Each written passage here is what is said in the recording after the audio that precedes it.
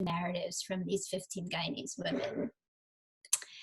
And one of the first things I wanted to share with you, we all dedicated this book collectively to our mothers and our grandmothers.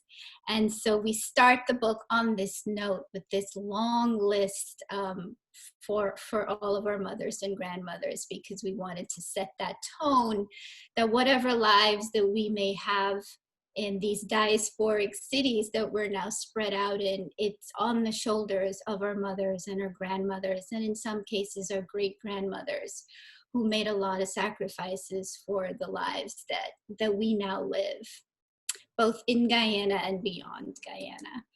And so, so just thinking about sharing with you all some of the family photographs, and I joke that, you know, I really had to trick my mother into letting me first talk about our family, because you all know we grow up in Guyana with this, that's your private family business, but also showing images from our family album and from our family archives. And so I was just really touched by how the contributors opened up their stories, their migration stories, but also allowed us to use their family photographs. In some cases, you'll see later their family letters, and just really personal, intimate things that before now they had never made public. So this is a photograph of my mother. She's in the center in that floral dress here, at the airport, at Timehri Airport, when it was called Timehri Airport in the 1970s.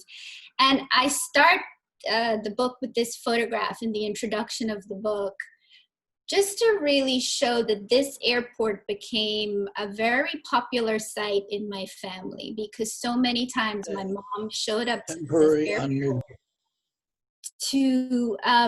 to say goodbye to all of her siblings. At one point, she had to show up to this airport to one by one say goodbye to each and every one of her siblings and a lot of her family members.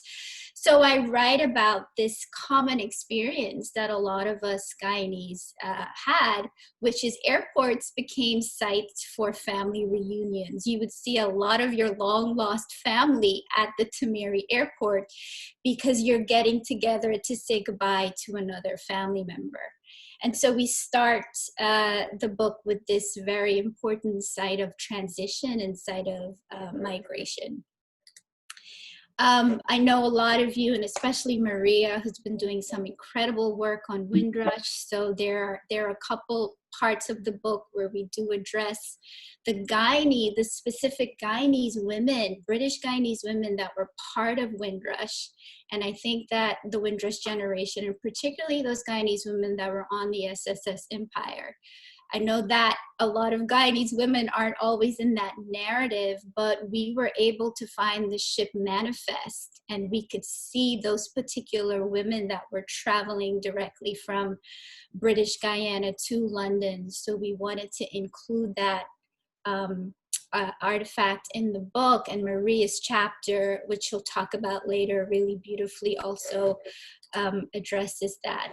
And so the book starts out, as we start out the dedication to our mothers and our grandmothers, the book starts out with stories about mothers and daughters, and what it's like to be a mother, a daughter of our generation, watching your mother migrate and watching your mother try to make a life, whether it's in New York City, Toronto, or London. And so this is Keisha Scarville's work, and she did a beautiful photographic essay looking at how the loss of her mother, the tragic loss of her mother, was in a lot of ways, her mother is from Buxton, a lot of ways akin to the loss of Guyana as a homeland. And this is Erica de Freitas, who's in Toronto, who allowed us into her family archive to show photos of her mother and her grandmother. Some of you might recognize some of these. This image right here is from Hatfield Street in Georgetown. And so this part of the book also asked us to think about you know, what happens not only when we migrate, but when our objects migrate, when our photographs migrate, when our pots. There's an essay I wrote about how my mother had to make sure we took the karahi to America, and she had to make sure that we packed that bulging pot in the suitcase. So what happens to these things that we carry as we migrate? And a big part of those things are our photographs, our family albums. This is a letter from Erica's grandmother to her mother, just talking about the difficulties of being in a new city in Toronto in the 1970s as a young woman, and writing back to her mother in Guyana, sharing those challenges. And Erica de Freitas, the artist here, allowed us to make a scan of that and show in the book. And these are some more beautiful photographs of Erica's grandmother in Guyana. This chapter is a series of letters between Serena Hopkinson and Natalie Hopkinson, and they first migrated from Guyana to Toronto. And Serena grew up in the Pomeroon in Guyana, and it's just a beautiful conversation of letters written between mother and daughter of all of the stories that they never told each other about what that migration narrative is. I put this in, this made the cover of the book. This was a photograph taken by my sister on the seawall. And just to really emphasize what a family project this book was. Most of us were writing intimate stories about our family members. And this was a really beautiful moment for my sister to share in this project, to make the artwork for the cover of the book.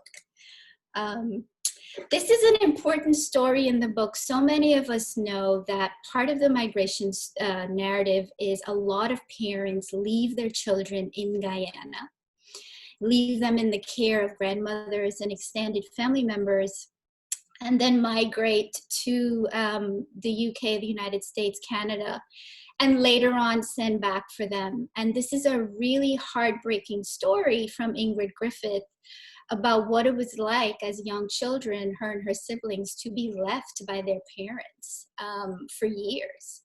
And they call them barrel children, right? You send the barrels back to the children. You're in the States and you're sending these barrels back to them. But what that does, what that separation does, and as you know, in the States, we've been talking a lot about family separation when it comes to migration and migration policies here in the United States. And so this is a really, really heartbreaking story of what that does to children when they're separated from their parents, when their parents have to migrate. Grace Nichols, as you all know, I call her a national treasure, both in the United States and in the UK. And she allowed us to show this beautiful photograph of her and her daughter when she just left Guyana and moved to Sussex in the 1970s. And what she does in her chapter is compare the landscapes of Guyana to the landscapes in the rolling hills in Sussex, and try to draw that connection between these two places. Sandra Brewster, who's in Toronto, offered us these beautiful images of one singular aunt that sponsored all of the siblings one by one by one, and is responsible for, in a sense, essentially bringing an entire family from Guyana to Toronto.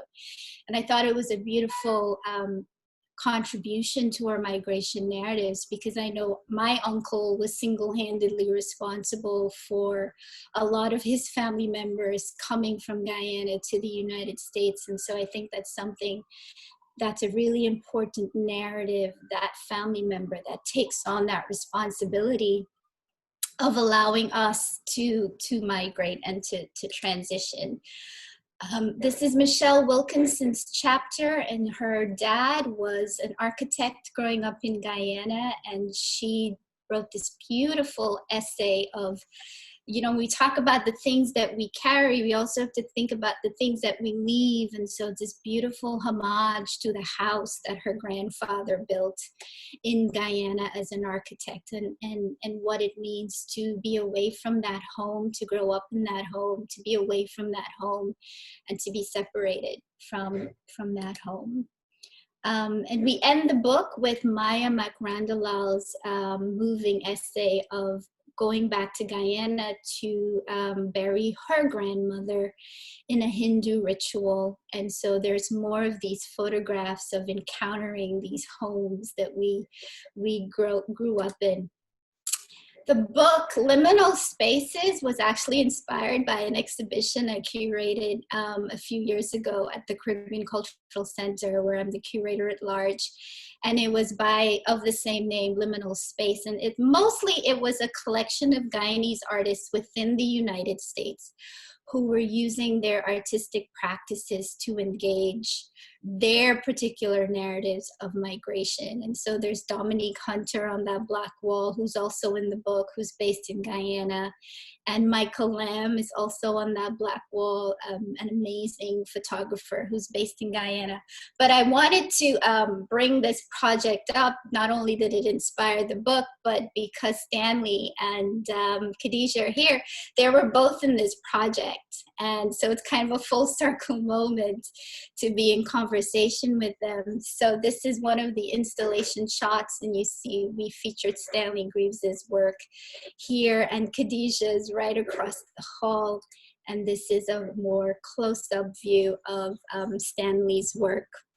And this is his work, Bread Man, paired with Khadija Benn's Amilivaka work, which I think she might touch on later. So that's the book. That's a snapshot of some of the book, and I'll stop sharing screen now if I can figure out how to do that in a second. So that's it, and thank you all so much for checking out the book and listening to the stories, and I look forward to your questions. Thank you so much, Grace. I thought that was really interesting. I think what I thought was, I hadn't heard before, was the perspective of the children. I thought that was really nice to have that in the book. But yeah, lots that's really interesting to read. And I love the kind of intergenerational aspect of it as well. Can we now go to Khadija? Hello. You're there, perfect. Okay, just one moment, let me share.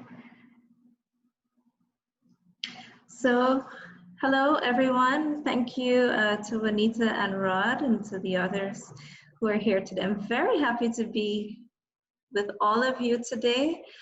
You know, it's been a very rainy morning here, and I'm just hoping that it's very overcast. I'm just hoping that it stays steady during my discussion.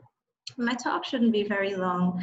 I really just wanted to share with you a little about my work, my photography work, and then of course specifically about the chapter that I contributed to this book. It's titled "Those Who Remain," and it focuses on the portraits and the narratives of Amerindian women. So I'm going to be talking about the photo essay, and also to let you know a bit about the intersections that we found in the narratives. So my contribution is a little bit different. As you would have seen, as Grace showed, many of the contributions are very personal narratives. Mine instead focuses on Indigenous elders, women, from a number of different communities across Guyana. Before I do that though, I wanted to share with you a little bit about my photography practice. It's a bit of a mixed bag, but I am a self-taught photographer. I actually came to photography about 10 years ago when I was really searching for a creative outlet.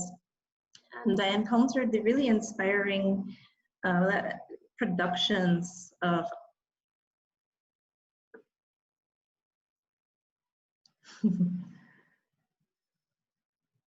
I'm sorry, I think I just got blackout.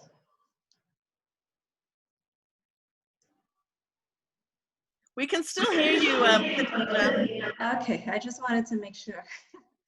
All right, so I came across the really interesting productions of a number of different portraitists and documentary photographers at the time.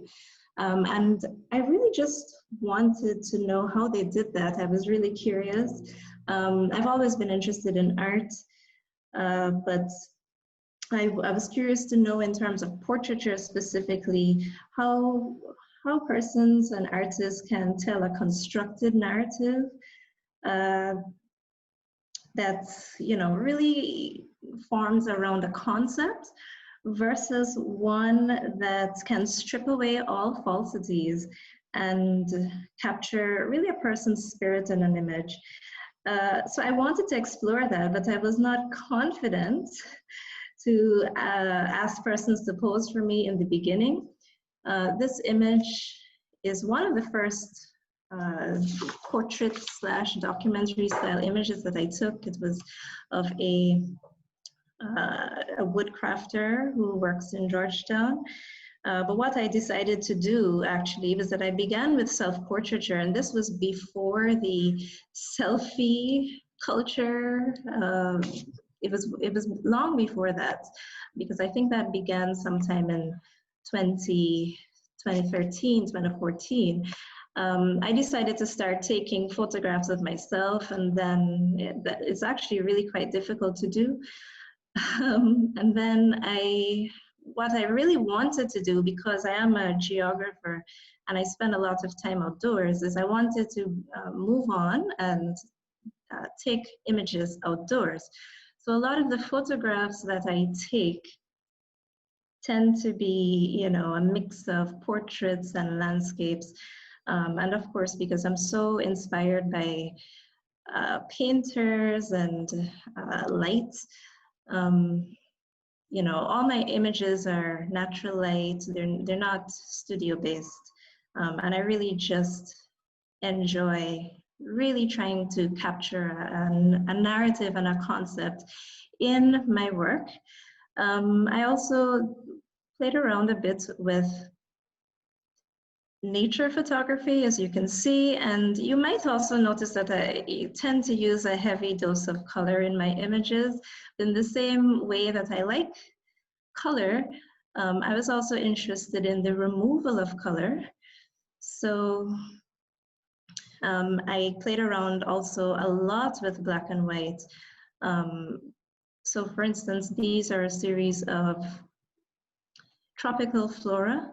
This is the Musienda, for instance. This is the Bougainvillea, and this is the Exora, just flowers that we would find here. And I wanted to see what I can do with it.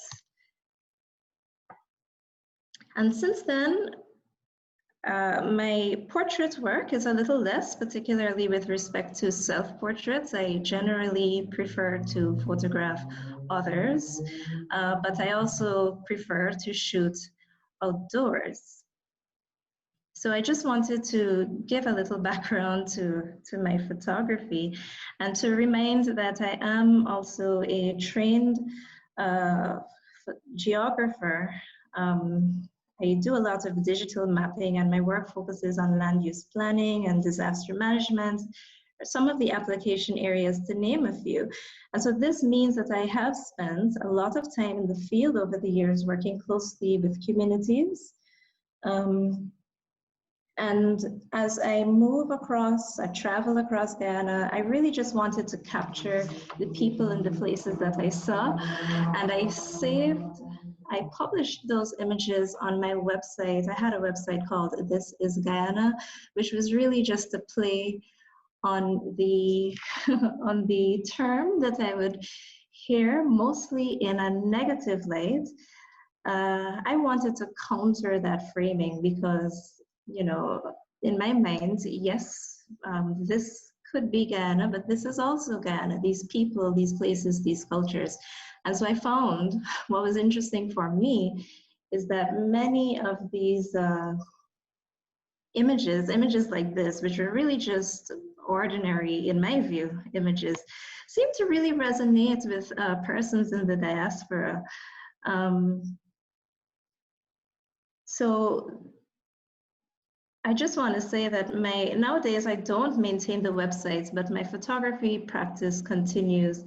It is woven into my geographical work and my research projects, where I use the image as a tool to document. It's really a powerful visual tool for me to help in support of our research in Ghana. So for instance, you might see here, there's a lot of coastal erosion, which really impacted this community a few years ago. And the annual wet season flooding that occurs in the Rupununi, and how much that can really really impact these places and these peoples and interrupt their work. In this image on the left here, we had just climbed down a mountain in the upper Mazaruni on a very rainy day, similar to this. And you know, at the bottom of the river, we were about to enter into a canoe, but you can see, hopefully you can see, that the water is really polluted from mining activities, illegal mining activities. And on the right here is an image of a Warao boy. This is a few years ago when some sections of the Warao communities, they were coming across into Guyana from Venezuela, and you know, I visited as part of a medical team to see what support was needed for these people as they were constructing new homes on our side of the river. And so I really have been interested in place-based work through geography, I must say, because so many people have left and continue to leave, but also so many people remain, whether it is by choice. Additionally, so many persons return. I think I heard the other day that Ghana's immigration rate is one of the highest in the world. But on the other hand of it, there's so many of us, like myself and like the elders that I'm about to tell you about, who have made a decision for the most part to remain in Ghana. And you know, we often study migration stories. This book does this beautifully and quite differently, in my view. But you know, at the invitation of Grace, I was brought onto this book project at a time when I was spending really long periods in the hinterland across multiple communities. And I thought it was quite remarkable that she had the foresight as well as the will to understand the value of including such narratives and images in this book, particularly from sections of the indigenous communities. You know, these are members of historically marginalized groups and underserved communities, and they are important to the larger concept of the book, as they tend to live in more remote places and have different levels of access to most of us who live in urban areas. And I interviewed these women across 2 administrative regions, mainly in regions 1 and 9. And they were particularly welcoming. They were very happy to share their families' experiences with migration. So if I can just begin, I'll just skip through quickly. But Anastasia Winters, for instance, who presently lives in Lethem, some of her children live in the neighboring settlements, Bonfim and Bovista, but she prefers to be here, home in Ghana. She's able to visit. She moves across the border occasionally, and they occasionally visit as well. but she very much prefers to be here and maintains very strong relationships with her children. It is similar with Nicolina Simon. While most of her children and grandchildren are still here, she is very close with extended family, for instance, a niece who lives in, I think, Roraima State. And Nicolina Simon, you know, she has actually lived through visits with her niece, has actually lived in Brazil for weeks at a time, but she doesn't speak Portuguese and is not interested in learning it. She speaks Wapishan and English, and she really is always happy. She says she prefers it here in Ghana. And then there's Agnes Fan, who often travels to visit, to live with her daughter, to visit her daughter in Venezuela. Her grandchildren speak Spanish, she does not, but she still occasionally visits them if she, when she has the opportunity to. And she visits with her sister in England as well, quite regularly, so she is able to travel. On the other hand, we have persons like Yvonne Gomes, who's not left Ghana. Her children live in places like Barbados, Canada, Suriname, and Venezuela, but she herself has not had a chance to visit them. And she said she never wants to live anywhere else, but it would be nice to see how her children are living now. In this image, we see Violet James, who at the time lived in Almond Beach, which is a really remote part of the country in Region 1. And she, at the time there, it was very difficult to connect by phone. And her children are also abroad, some of them, and she hasn't seen them in a very long time. And in the case of Lucille Beaton, she has, most of her children, I should say, are in Ghana, but the child who she is closest with migrated to Canada a long time ago.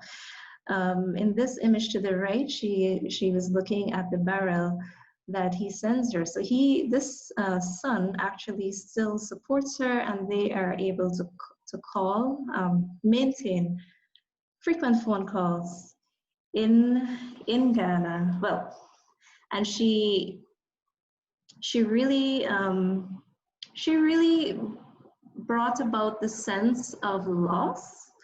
As much as she has most of her children here, when I spoke with her, I really had that sense of loss from Lucille Beaton. But in speaking with me across all of the women, what I found is that, you know, there are difficulties in staying connected, but, you know, one key thing is that rurality is a barrier for them. Language, particularly the loss of their native languages, is a concern for them. If you just allow me a few lines to read from the book, where I said that time and space are perceived differently. Distance is largely viewed as a relative construct that is immaterial against their strong ancestral ties. Many did not perceive relatives living in neighboring countries as having settled abroad, as Amerindians have traditionally considered these international borders as fluid. In the cases of some of the women I mentioned just now, they are able to move across the border as needed. So I just wanted to end with a story. You know, Lillian Singh, she experienced loss. She actually lost touch with her son because her village in Toka in the North Rupununi, she doesn't have telecommunications access, but then at the same time, she's very optimistic. She tells persons that she loves being here. She said that I tell people I born and grow in Ghana and I will die in Ghana. I like to walk, I like to be free. So I'm so sorry, my power cut and then it started to rain. But thank you so much for listening. Thank you so much. That was fantastic, Khadija. And well done for powering through despite the power cut. Thankfully, we could hear everything you said, so that's great. And, you know, your photographs are just absolutely stunning. I was just thinking, I can't think of a better country to be in as a geographer, photographer. I mean, it's just perfect for you. So thank you so much. Moving on. I agree. Yeah, exactly. Moving on now to Maria. Maria, thank you so much for joining us, and we're looking forward to your contribution. Maria, you there? Oh, I am, sorry. Yes, I was just waiting for that to appear. Thank you. Thanks so much to Juanita and Rod for having me. It's a real pleasure to be here.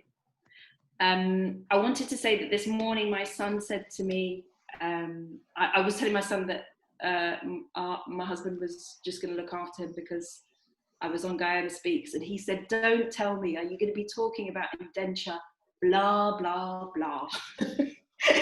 And I was thinking that's a huge contrast to how I grew up.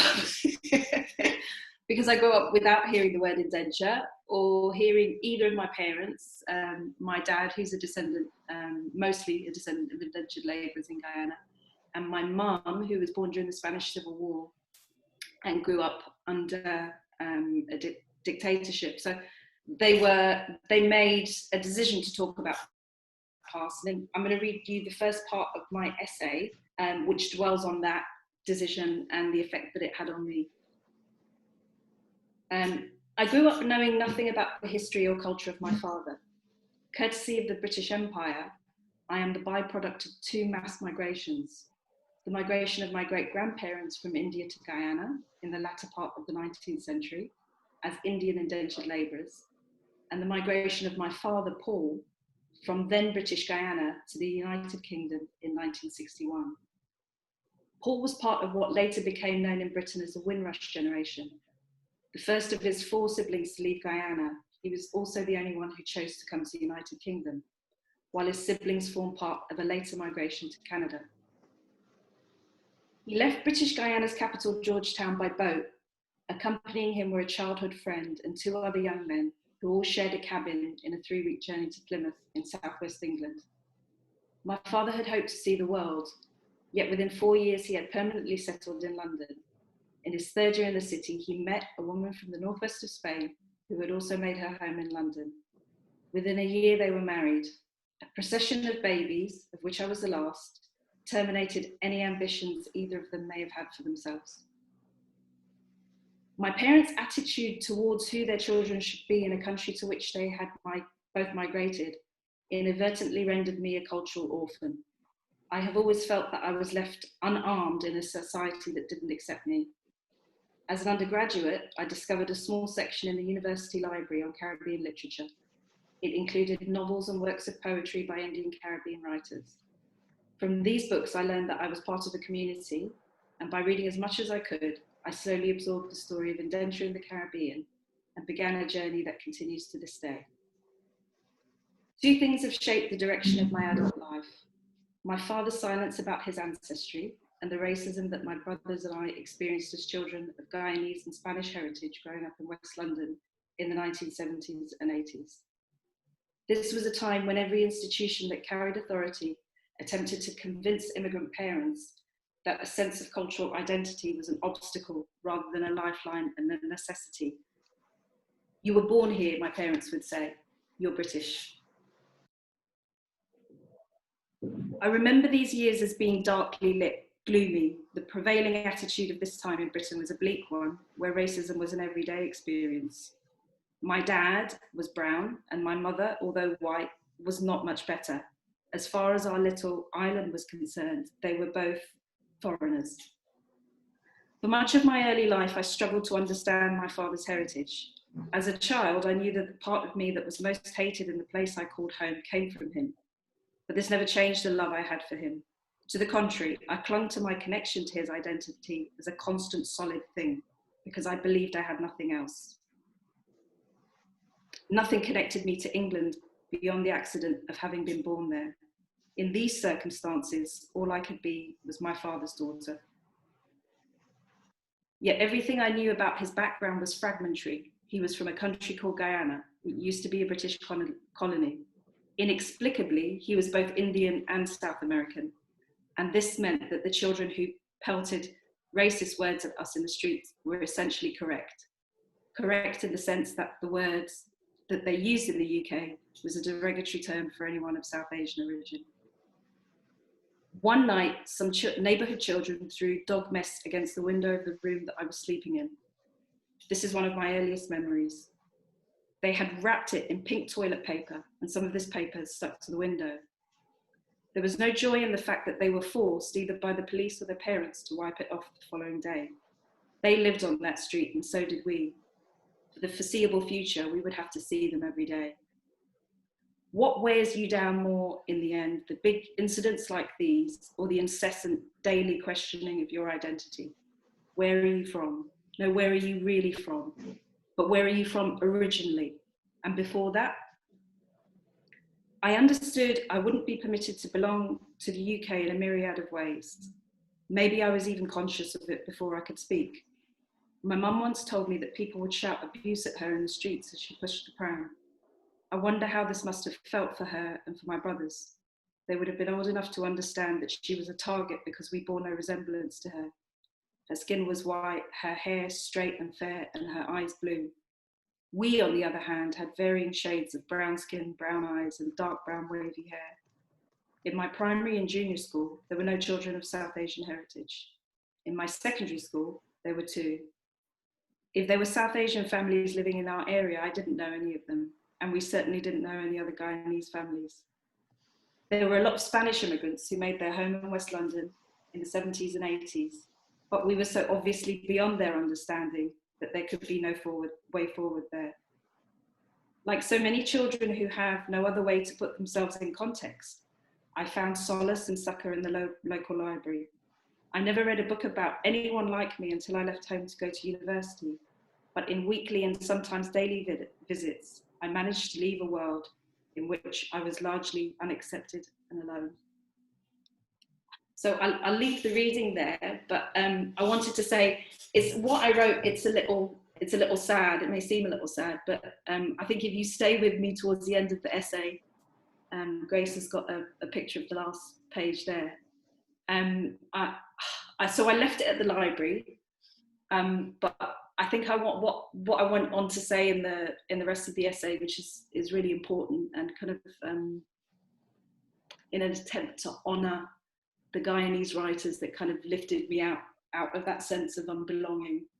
I reflect on how reading the literature of descendants of indentured labourers has affected me and eventually brought me to do my master's degree and my PhD on the study of indenture, which meant that my dad, who never spoke about Guyana and always said that he didn't want to go back to Guyana, there he is sitting in a cab in Guyana. And if you look further in the back, that's me looking out the window and I'm crying because I don't want to go. We were on our way to the airport, we're leaving Guyana to go back to London. And I was really crying. And my dad couldn't see I was crying, obviously, because he wouldn't be smiling. And it's a very exceptional thing for my dad to smile. It's a really exceptional thing for him to smile. But I think in that moment, my dad's read this essay. He hasn't disagreed with me. I think in that moment, I think there was a sense of, fulfillment for him, really, in that he had come perhaps full circle from having a history that he had not really denied, but had perhaps connected with shame, as many descendants of indentured labour did look back on that heritage in that way. And I think perhaps in kind of attempting to uncover the past and honour these stories of descendants of indentured labourers, perhaps I would hope I have uplifted his sense of himself and his history. And that's me. That's fantastic. Thank you so much, Maria. Thank you to all 3 of you, Grace, Maria, and Khadija. We're going to open up now to the Q&A. And I think I'll start off. I just picking up on what Maria kind of was saying during the reading about her statement, you know, being asked all the time, where do you come from? Where do you really come from? I think it's something that certainly most immigrants in Britain can probably relate to. And I thought that was really interesting in terms of what you were trying to achieve, Grace, in terms of having all these different voices, intergenerational voices across the diaspora, this kind of thing where you were challenging the kind of single story. And so I loved the way it did that, but also I was also still nevertheless interested in where there were commonalities. And I wondered if you could say something about that in terms of the generational differences. I mean, did you find that the experiences shifted according to historical context, or was there still something that carried through?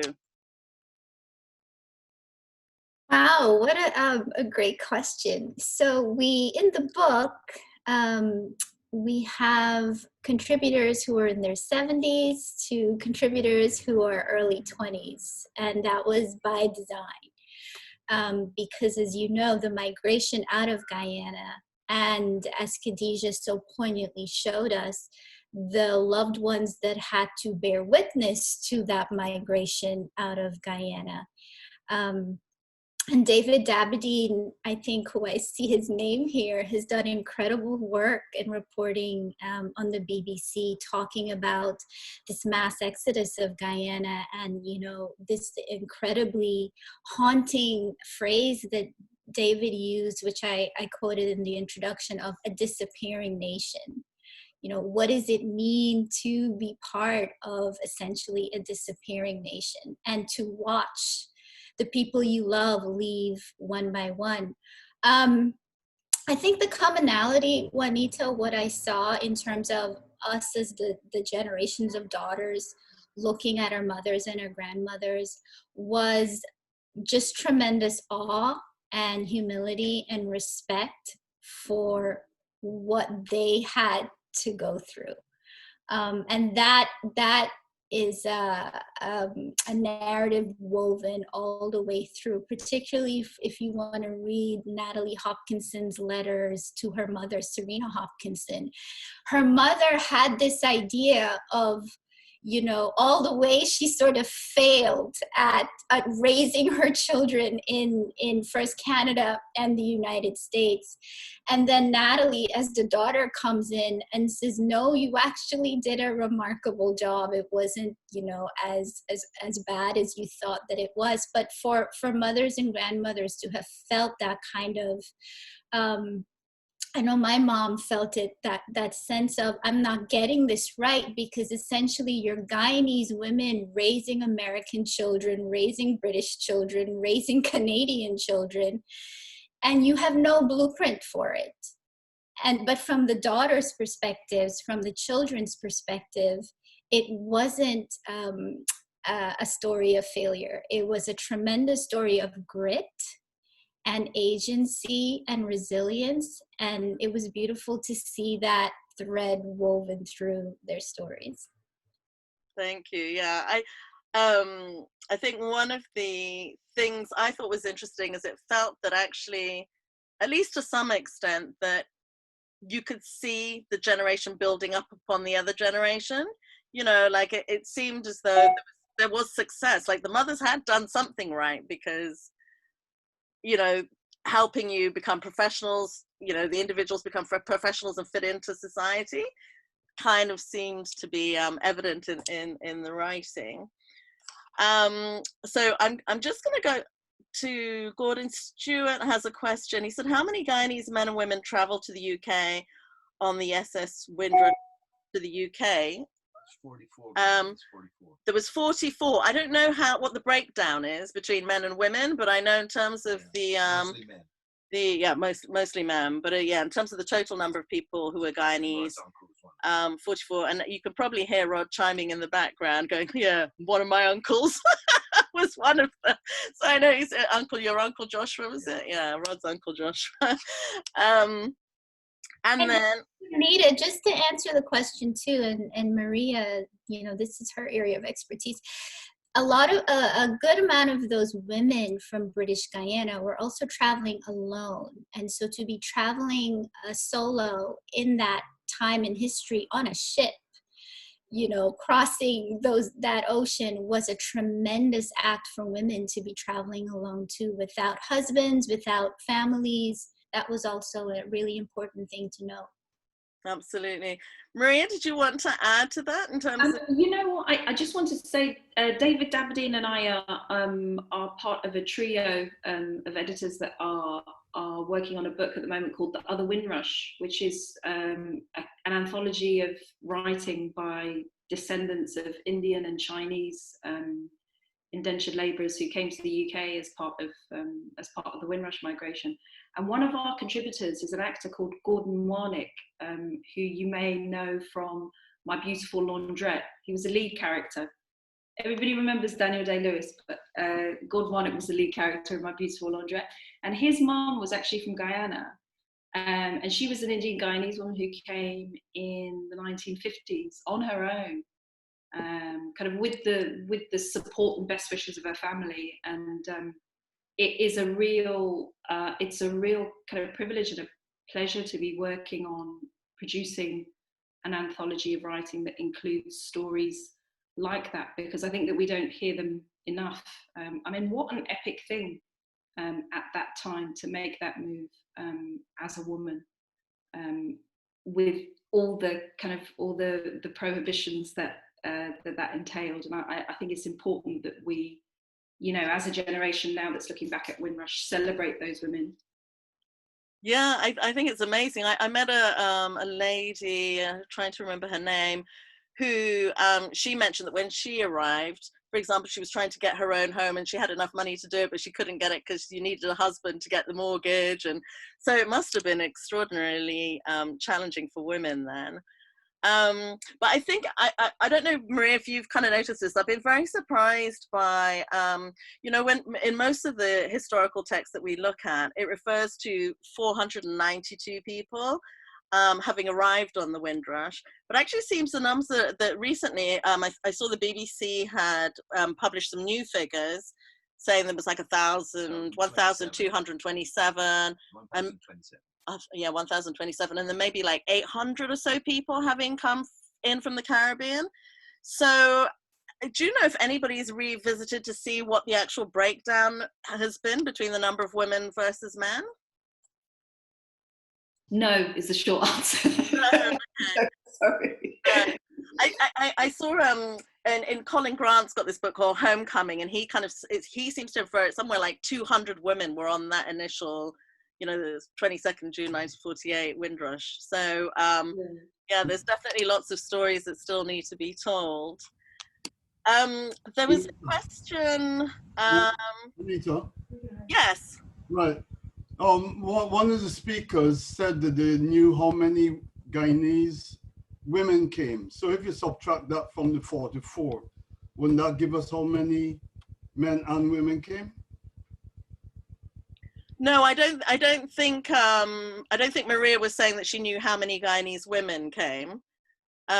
We just know that there was 44, and we know that there were women who came, but we don't know exactly what the figure is. Okay. But yeah, I mean, I can send you. I've got the figure somewhere. I just haven't got it to hand, so I can send it to you. If I may say, Juanita, also, I think it's great that we also disrupt this notion of the Windrush being the ship and being the beginning of our migratory relationship, because it wasn't. We know that there were, I mean, I focus specifically on Indian Caribbean history, and we know at the beginning of the 20th century, for example, that there were children of indentured labourers who were coming to the University of Edinburgh to study law, to study medicine. For example, Hannah Lowe, who's a poet of Chinese Jamaican heritage, has written about her dad who arrived on the, I believe it's the Orphan, which was also a ship that came from Jamaica to the UK prior to Windrush. So I think it's helpful if we don't look at the history of, I mean, I think that the term Windrush generation can be helpful, and it allows us to explore commonalities in the experiences of a generation. But it's not the beginning of the story by any stretch. It's not the start, and I think any kind of idea that it is should be messed with, really, because it prevents us seeing the whole history. No, absolutely, totally agree with you on that. Particularly, obviously, because there were people here during the war, and I think there was about 30,000 people from the Caribbean that were based here during the war. And also in the period before that, we know there were a lot of Guyanese people, even people like Kenneth Snake Hips Johnson. I'm trying to think of names off the top of my head, but you know, it's kind of there's a consistent presence over the centuries, in fact. So who are you saying, Rod? Leary Constantine. Oh, when did he arrive? I've forgotten when he arrived. But anyway, yeah, completely agree with your point there, Maria. And so I've got a question here, I think this is from Rod. Maria, the incident with regard to the children throwing dog mess at your window, how did you deal with them going forward? Did you ever speak to them again? Do you know what, Rod? That is in typical Rod Westmath style. That is a very, very interesting question. Because that whole incident kind of, I mean, there was a colour bar in my house because my mum was viewed as white by the rest of the world, and obviously we were not. And I remember my parents having a huge row that evening because my dad wanted to call the police, and my mum thought that the right thing to do was to go over and talk to the children of the parents. And I think kind of like now I have a child, I do understand why my dad made the decision to call the police, because I was really small at the time. I was probably maybe 5 or 6. And I think for him, that was a step too far. He would have experienced that sort of stuff on a daily basis. But I think it being my window rather than my brother's window, and it waking me up and it frightening me was very different for him than one of his sons experiencing it or him experiencing it. So I think because the police got involved, it kind of it escalated to a point of no return. So no, we didn't speak to them again, and it was actually quite scary because I mean they were big kids. It was actually quite scary passing them on the street every day. Thank you for that. Rod also had a question for Khadija, and I'm not sure that I understand what it says. It says the website that is now dormant. Yeah.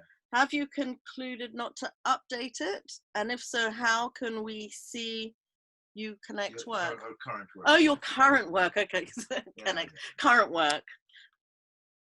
Okay.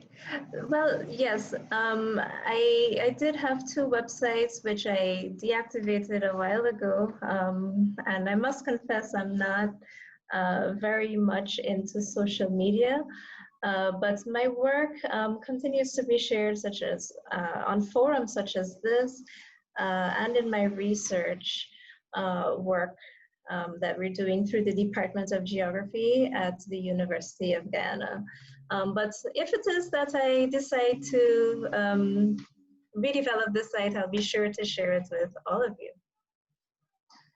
Your work would, I mean, I would love to have like a, what do you call it, a coffee table book?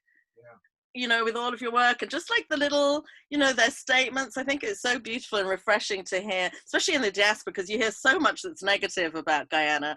And I loved that, you know, their statements and the fact that they want to stay in Guyana and experience of freedom in being in Guyana. I really like, because that's actually what I miss from living in London, is that sense of freedom that you do get when you're in Guyana. So I'd love something like a coffee table book if that was ever on your horizons to produce.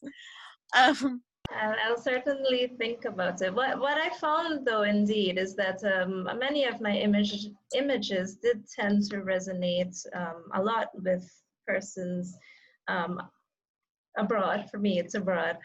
And through my work, I must say that one thing that I've learned through my photography work, together with my work as an analyst, what I've found, particularly with respect to migration, is that Guyana is not the place. You know, we have our borders and so on, but Guyana is the people. It's all of you, it's all of us. No matter where we go, we are still very much Guyanese. And so I'll certainly consider what you said, Juanita. Thank you for that, and Maria. Yeah, I just, because I'm looking at the comments as well, there's a message from, it says Zina Ghani, just a message for you, Khadija. She says, I love how you captured the facial expressions of the women in your photographs. Thank you for sharing those. And then I think there's another message saying, okay, so this is Zina just talking generally about why women would have traveled over here. And she says, I think the women wanted betterment for their children. They wanted the children to succeed and do better than they did. Many women came to work in hospitals as nurses. And then she says, was it because Windrush was the first ship to arrive after the war? And I would say yes, is why it was called the Empire Windrush, but it also happened to be the ship that has become iconic because there's photographs of it in the archives, because there's newspaper coverage of it, Lord Kitchener sang, and because of course Lord Kitchener sang. Yeah, it's just because there's a lot of material around that, whereas the other ships that subsequently came there was no one to meet them, there was no coverage of them. So that's how the Windrush, I guess, has managed to elevate itself as a statement that becomes part of the Windrush generation. And then Dee Young mentioned that her mother is 100 years old and she traveled from Guyana on the Arakaka ship. And I haven't heard of that ship before, actually, in 1955. And I also just want to read what Natasha Dyer has said here. She says, thanks, Maria. Your chapter about your journey and that of your family, your father's, is really beautiful and poignant. I'd agree with that. I love the way, Maria, that your interest in Guyana regenerated his interest in Guyana, which is really beautiful.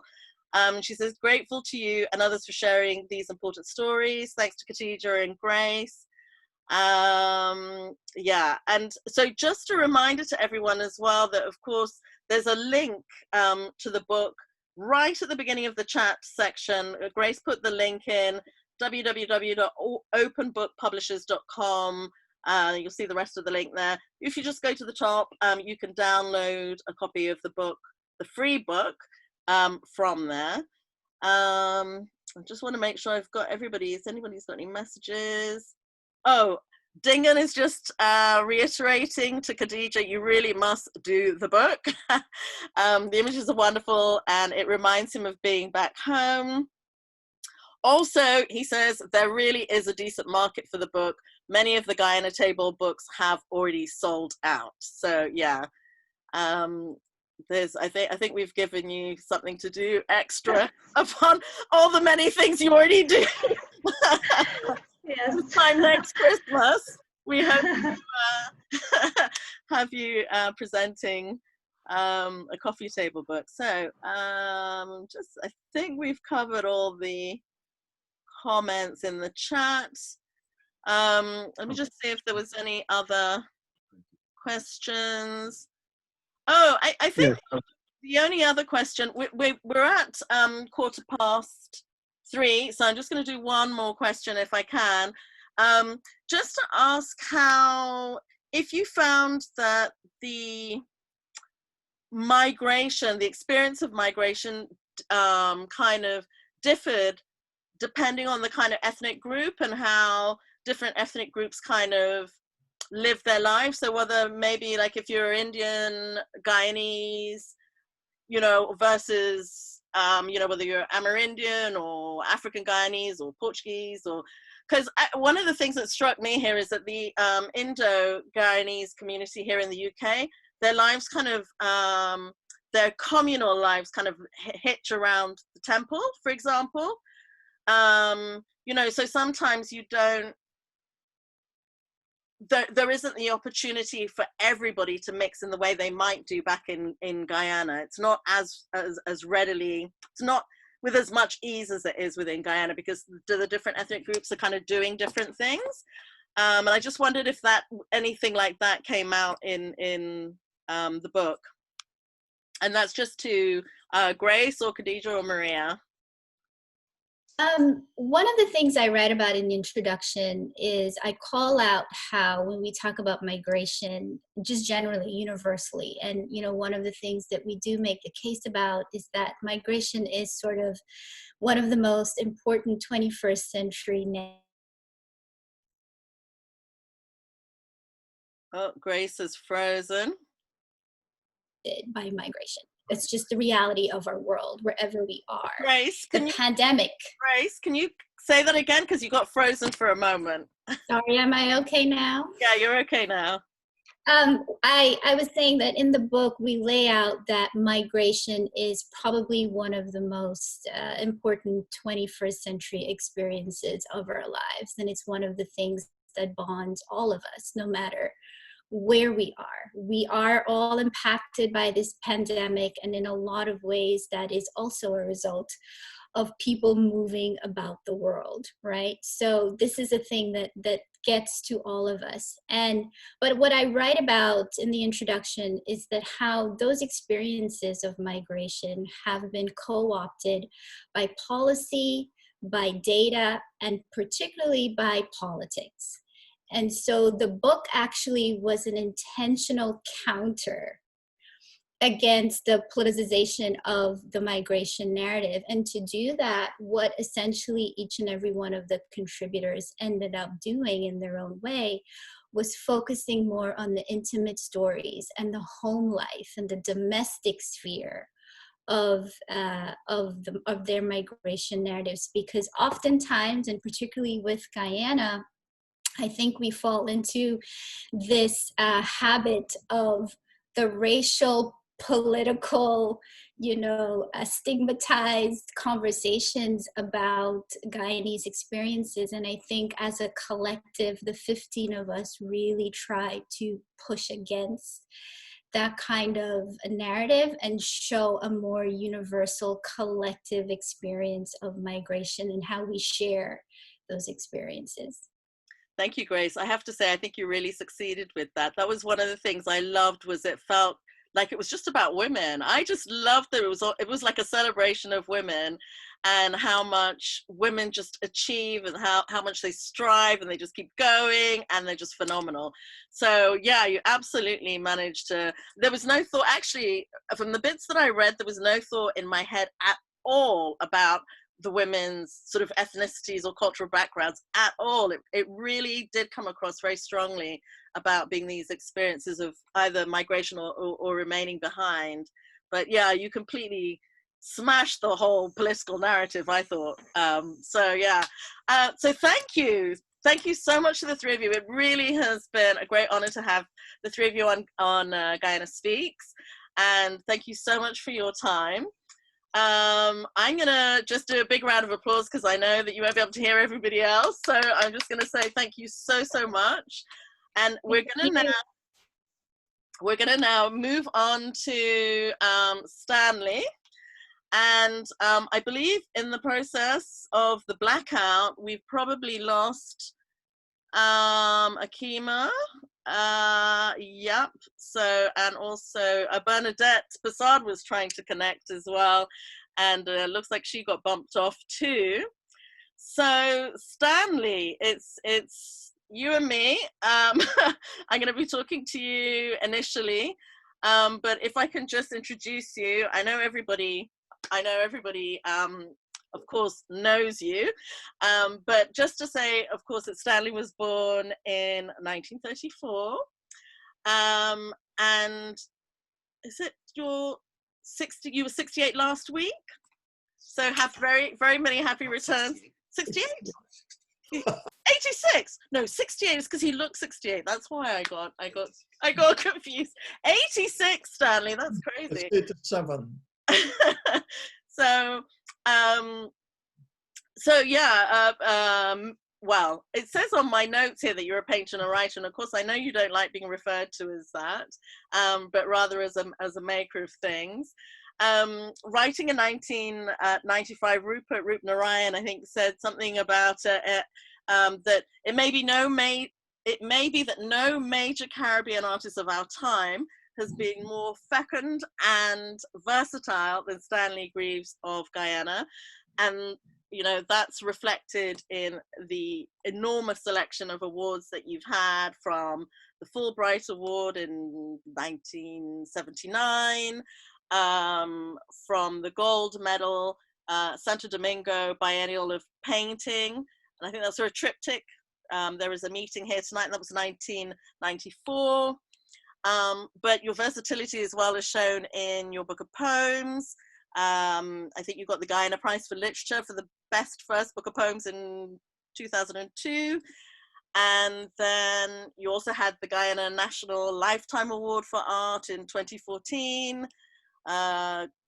Gold medal first prize in painting for the Guyana National Art and Craft Competition in 2017. And I know that you said of your own creativity, I'm just quoting you. It says, "I still don't talk about myself as making art. Other people do that. I am a maker of things. In the early days, I found empty matchboxes, cigarette boxes, bits of string, wire, empty boot polish, tins, whatever, and made things."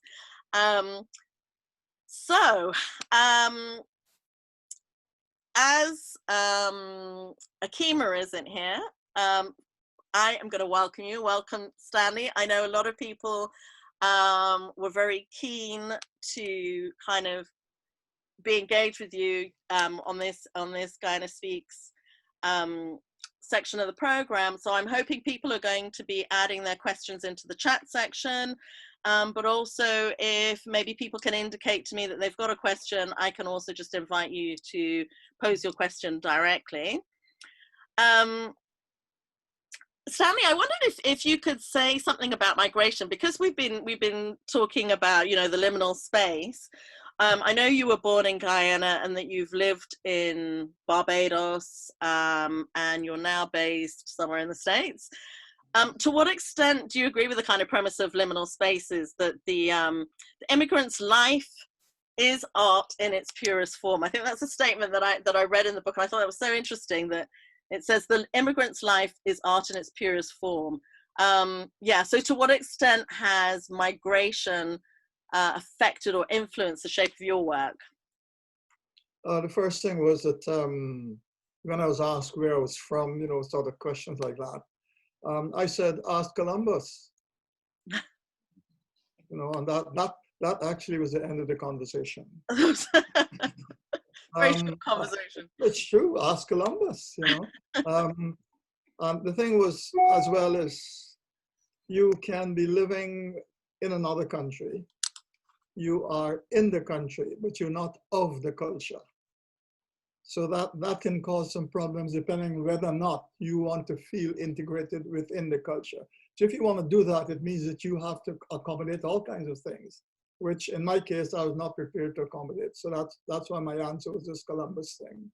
I spent a year in London before going to university. And during that time, I did not do any work because it was a good opportunity to visit museums and see things that you had seen only in books. And also what is very important was that I spent a fair amount of time with Aubrey Williams. So I was able to see firsthand, observe firsthand, the way in which he was trying to show his vision, and in a manner speaking, to be integrated within the society. But because his vision was not of the culture, he had problems, a lot of problems. So it's a question of how much you feel you need to be integrated within the society. So I'm living here in the United States now, but I'm in it, but I'm not of it. And in any case, because you leave Guyana at a certain age, it means that you're carrying your cultural baggage with you wherever you go. And this is what brings in this business about nostalgia, thinking about this and thinking about that and what have you. So it's important. I don't think you could ever leave your cultural baggage behind, because if you try to, it will still come to you in your dreams, you know, wherever you go. Yeah. So that's it. That's it. But is there sort of, having lived in Barbados, would you say you're more of a Caribbean artist, or just, you know, do you think of yourself as more? I know that term Caribbean artist, I find is a loaded question, because when I worked with Anne Worms, he did a series of lectures on Caribbean art in the Caribbean, and I asked her if I could see her notes. And when I saw what those notes contained, I said to Anne, "You must write a book." And she said, "Well, you know, I'm retired now." I said, "Anne, I will help you write that book, but you must write the book." So in the end, she did. I was more her technical assistant kind of thing. And it took us 10 years. And we had to battle with publishers because they wanted to leave out this, put in this, why didn't you do that and that? And I told Anne, got very flustered over that. And I said, "Anne, we have a very specific vision of what this book should be. Let us stick to it." And eventually the New Beacon Books stepped in and said, "Okay, we'll take over." And that's how it happened. But it was difficult. It was difficult because, for one, I did not think the book should be called Caribbean Art. So the title actually is my title. I said it should be Art in the Caribbean, because when you look at the production of different artists, you cannot see a common thread other than geography. Mm-hmm. And this is one of the problems with curating works in the United States from the Caribbean. Because when you go in, you are really dealing with an individual artist with an individual perspective. And it's very difficult to find a common thread visually linking the works in those exhibitions. So it's a case of being an individual, developing your own perspective with life, what have you, and presenting it for people to look at and react with. You know, because I remember once I was asked to speak about aesthetics, and I said, there is no Caribbean aesthetic, because each individual, you determine what your aesthetic will be. And in a number of instances, that can be based on your personal visual experiences, as well as what you have been reading or seeing. You know, so it is, I think, art, really, it's really art in the Caribbean, and we are sharing the experiences of individuals, how they react to their circumstances. Okay, that's really interesting, because I was wondering how, you know, when you think about art as something that might be intertextually influenced by literature or poetry or other kinds of cultural forms, I thought that perhaps because there may be a kind of common intellectual genealogy that artists somehow would be linked in some way. I mean, I noticed like how, you know, you did some paintings that were kind of linked to Edgar Mittelholzer and other writers, and I just thought if you had that common intellectual genealogy, that maybe there was a way of connecting the different artists within the...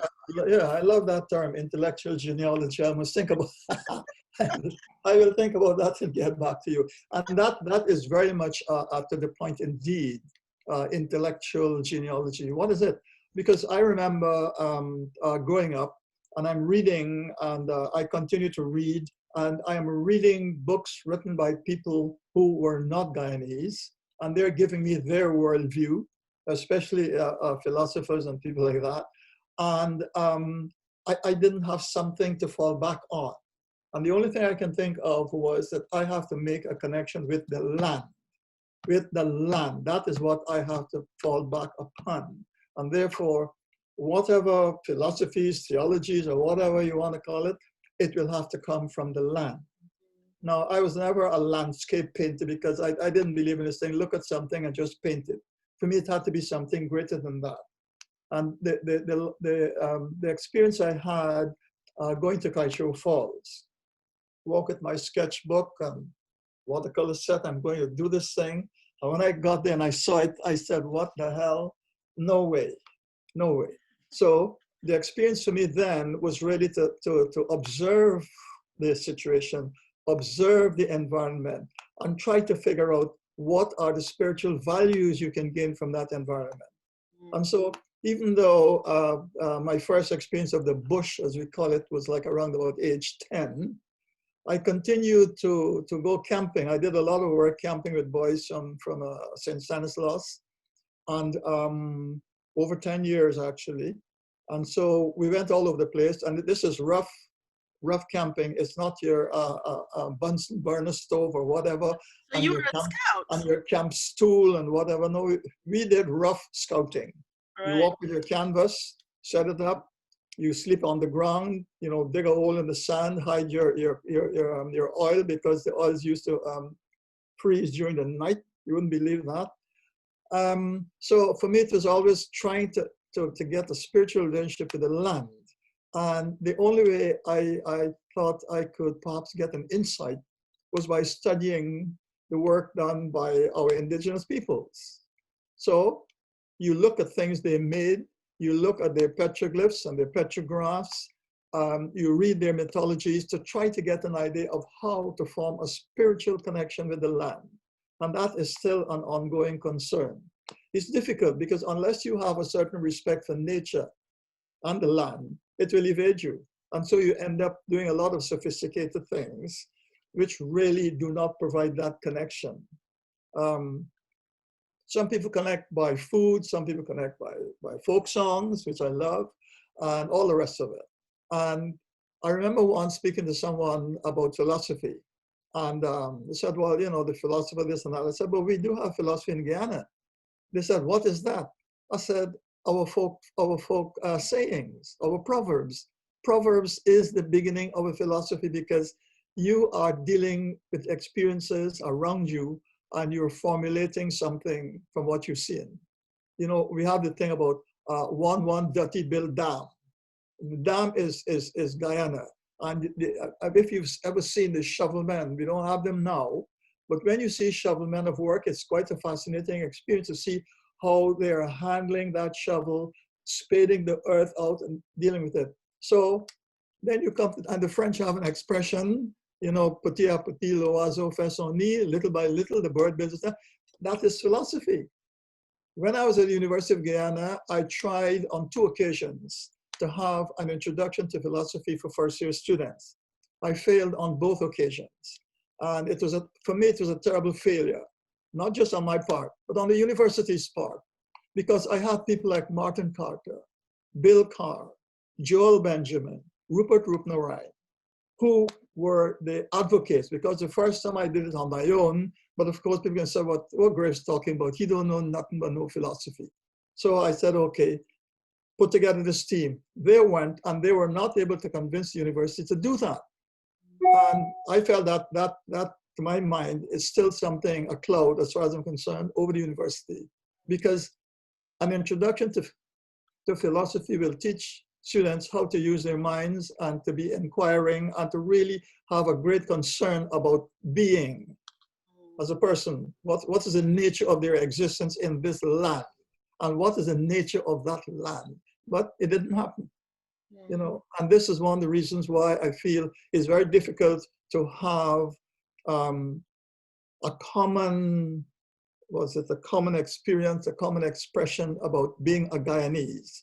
Because even in Guyana, you're locked into the particular culture of your village or of the particular ward of the city where you live, like All Boys Town. That's where I had my formative years, early years, All Boys Town. So it is very difficult because how can I relate to somebody who comes from the quarantine? Somebody who lives in Anai? It's very difficult unless you travel around and you begin to build something out of those varied experiences. You know, it's difficult, yes. That's interesting. One of the things I think I sense is a connection to spirit that I find in a lot of the cultural expressions that come out of Guyana, and a lot of people talking as well about the relationship to landscape and the sort of looming rainforest, and yeah, that kind of thing seems to come through, is what I see as a kind of commonality, I think, that comes through a lot of the cultural production. But I wanted to ask you another question, because I've got somebody in the chat section. Pat has put in a message. Oh, and by the way, we've got Unya Kempadu on the line, and Unya is saying you were her A-level art teacher at UG. So I hope Unya's gonna be able to tell us some stories about you if I ask her later on. But the question I have is from Pat is how, to what extent, or in what ways do you, one, personally, and two, as an artist, identify as being Caribbean? I think in a way you kind of answered that, but given that you're actually from mainland South America, in other words, what elements of the Caribbean do Guyanese people most identify with? But yeah, I think that's an interesting question about the influence of Guyana being placed within the continent of South America. Well, that's a very interesting question, because I found in relating to people from the Caribbean islands that there is something in the Guyanese psyche that puts us separate from the Caribbean islands. Yes, I feel that very strongly. And the one reason for that was that living in Barbados, I realized, you know, in any direction I go, I end up at the sea. And that I find in some ways a kind of net. And I wondered how living in an island surrounded by the sea, how that thing impacts on the psyche of a people. Yes, and I know certainly that when I was with the Caribbean Arts, Caribbean Exams Council, myself and James Boodoo and a number of other people, he was head of the chairman and I was deputy. Originally, the idea to introduce art on the CXC syllabus came from me because I wrote them earlier on. And I said one of the subjects that should be within the first grouping of subjects should be art. And so they agreed. I was a chairman, but I only had one session, that was 1979, because then I had to leave to go to Howard University. And when I returned, Dr. Boodoo, James Boodoo, he was chairman, and I was happy about that. Because during the first meeting, when I heard of his experiences in Trinidad, what he'd been able to do, and also my other soul brother from Jamaica, I forgot his name now, my memory for names, remember just now. When I heard Jerry Craig, when I heard what those two men were able to do in their respective institutions in Guyana, I just had to shrink into my shell because I had no comparative or comparable experiences. So I was happy when James was made chairman, and we got along like a I don't know. We were known as the Three Musketeers because we gave CXC help. We never accepted some of the dicta that they sent us. We said no. This is the way the subject has to be treated. And we insisted on that, and we got our way. You know, we were known as the maverick people within that grouping. I found that in discussions within the group, very often I would find myself at variance with what other people were saying. And I thought something was wrong with my mind. Why is this? When I spoke to Joel Benjamin, who was on the history panel, he had the same experience. And I said, something is going on here. And I remember speaking to Derek Bernard, who was in geography, very fine person, and he was doing demographics. I said to him one day, I said, you know, Derek, let us have an informal conversation with groups of students, tutors, whoever, and we're not preparing anything, but I want to discuss the way in which the geography of a place has an impact on the psychology of a people. It never happened. But I have a very firm belief in that because, you know, in Guyana, the horizons are all over the place. The horizons are behind you and the horizons are in front of you. And so therefore you have the space in which to expand. Desmond Ali, sculptor, actually walked from Guyana to Machu Picchu. It took him 3 years. And I know it is true because he used to send me postcards. Wow. That is the kind of that's the kind of people you have to deal with. I remember at the other end, once on a trail, driving in a truck going somewhere, and saw a man sitting underneath a tree, as if he was sitting in the middle of Georgetown watching the traffic go by. Waved this down, yes, can we give him a lift? Sure. He got into the back of the truck. And as we asked him any questions, yes, he was a diver for diamonds and so on and so forth. And he had a little, as we call a little grip, those little things. And so we got in their food. When he'd opened up, it was a half bottle of rum and a tin of Ovaltine. That was there. Then as he was doing that, I noticed his hands. That man's hands were so thick with calluses that he could not do that. Wow. He could not do that. It was so thick. And I asked him, you know, his fingernails were like, I don't know, they were very thick, his fingernails. I asked him, what's going on? He said, well, he is a diver for diamonds. And when he goes into the bottom of the river, he has to scrape the soil and the sand and the gravel and put it into buckets, and then they lift it up. What a thing. So I thought, now if you talk about having a connection with the land, he has a direct connection with the land, you know. I even wrote a poem about it. But in this case, I used foot rather than hand as fissures, because in his fingers, between here, those calluses were so thick that when he did that, it was like a little chasm there. Yeah, yeah. You know, so Gotcha. that's. Okay, well, thank you. We've got a lot of questions coming through, and one from John Mayer that is so open, and I know what your response is going to be, but I'm going to ask it anyway. Yeah. He says, can you explain your art to us, please? Can I explain my art to you? Well, first of all, I'm still trying to figure out what that word means. That's the first thing, because everybody has some different, you try to get it, everybody has a different definition. And I have come to the conclusion that, as far as I'm concerned, when you are producing something visually, that's art. Yes. So to me, the person who's making a masterpiece, that as far as I'm concerned, that is art. So the differentiation between art and craft for me is a very tenuous thing. It's not a sharp divide.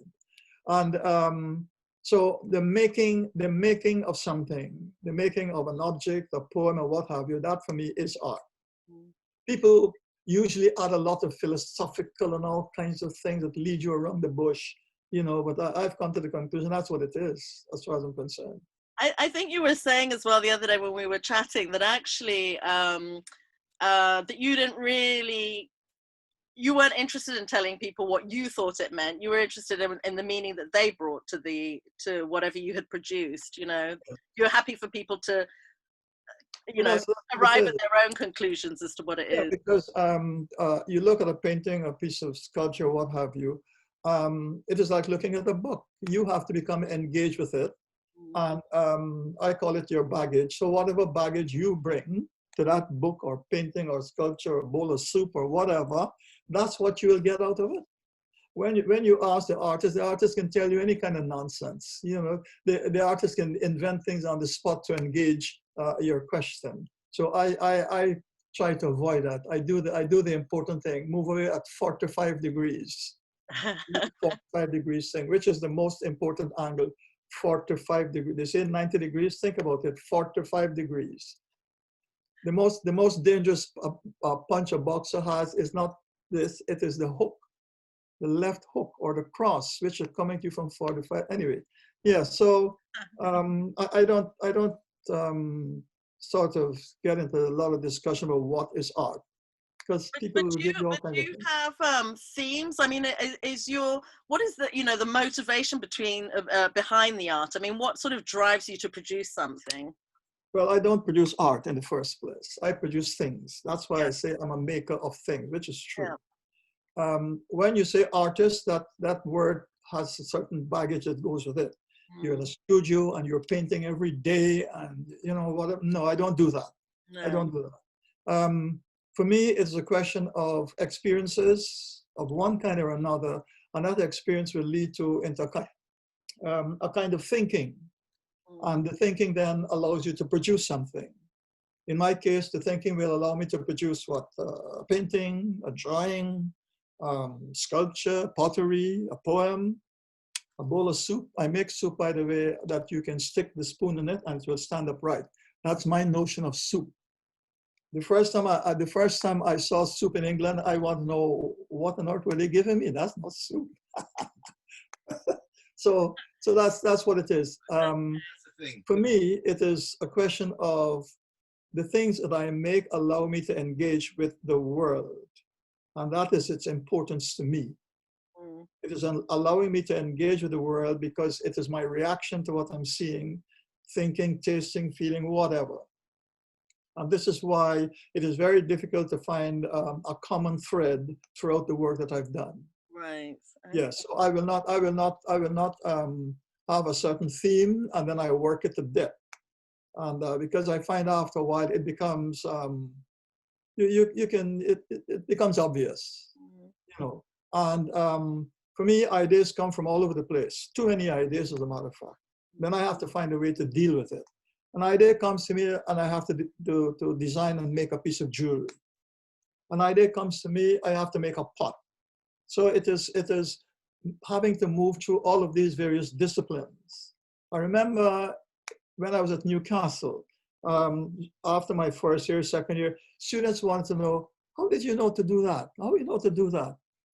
And it was because I have been making things for such a long time, and also because as a child, I used to observe people who made things. The shoemaker, I can stitch up, your shoes, so I can do that. I observed the tailor. I observed the carpenter, the tinsmith, the guttersmith, all of those people. So all of those experiences, for me, that was my training. You know, I learned to use a lathe by watching. And I used a lathe in Newcastle, and nobody would believe that that was the first time I ever used a lathe. You know, and it's true, it's through looking. So awareness, you know, you read a lot of books about awareness. Well, I've been doing that for a long time. Being aware, and I used to tell my students that, I said, awareness is very important, because if an ant is walking on the floor and it falls down dead, you should be aware of it. I'm not knocking religion, but you have to have the eye of God. You have to see everything. And an experience came to me when I was in the Mazaruni camping. We stopped in a little benab, and as we were putting up our hammocks and so on, I had a flash, a tiny little spark I saw on the floor. And when I looked, it was a single ant that was carrying a single grain of sand. And I said, what on earth is that? A single ant with a single grain of sand. Where's that ant going? Where are the other ants? No other ants in sight. Where is it going? I followed it and it disappeared in a crack. And I said, this ant has put me off the trail, because I felt that that little grain of sand could have been a diamond. That ant could have been leading me to a place where a lot of diamonds were collected. And so the result of that was a painting that I called Black Ants and Diamonds. Yeah, yeah. So that ideas come from all over the place, and you have to deal with them. You have to be receptive, and that is it. Yeah. You know. That's fantastic. That answers one of Rod's questions, because he was fascinated by that ant. Yeah, yes. where did that idea come from? I just want to then go, there was another question, if I can find it. Okay, so somebody called Philip would like to know, how can or does art shape a people's nation, culture, and in particular, how does your making of things serve Guyana? Well, the serving of the people is a very, very, very important thing, and it is something I think which has not happened in Guyana for a very simple reason, that we do not have it in our system of education.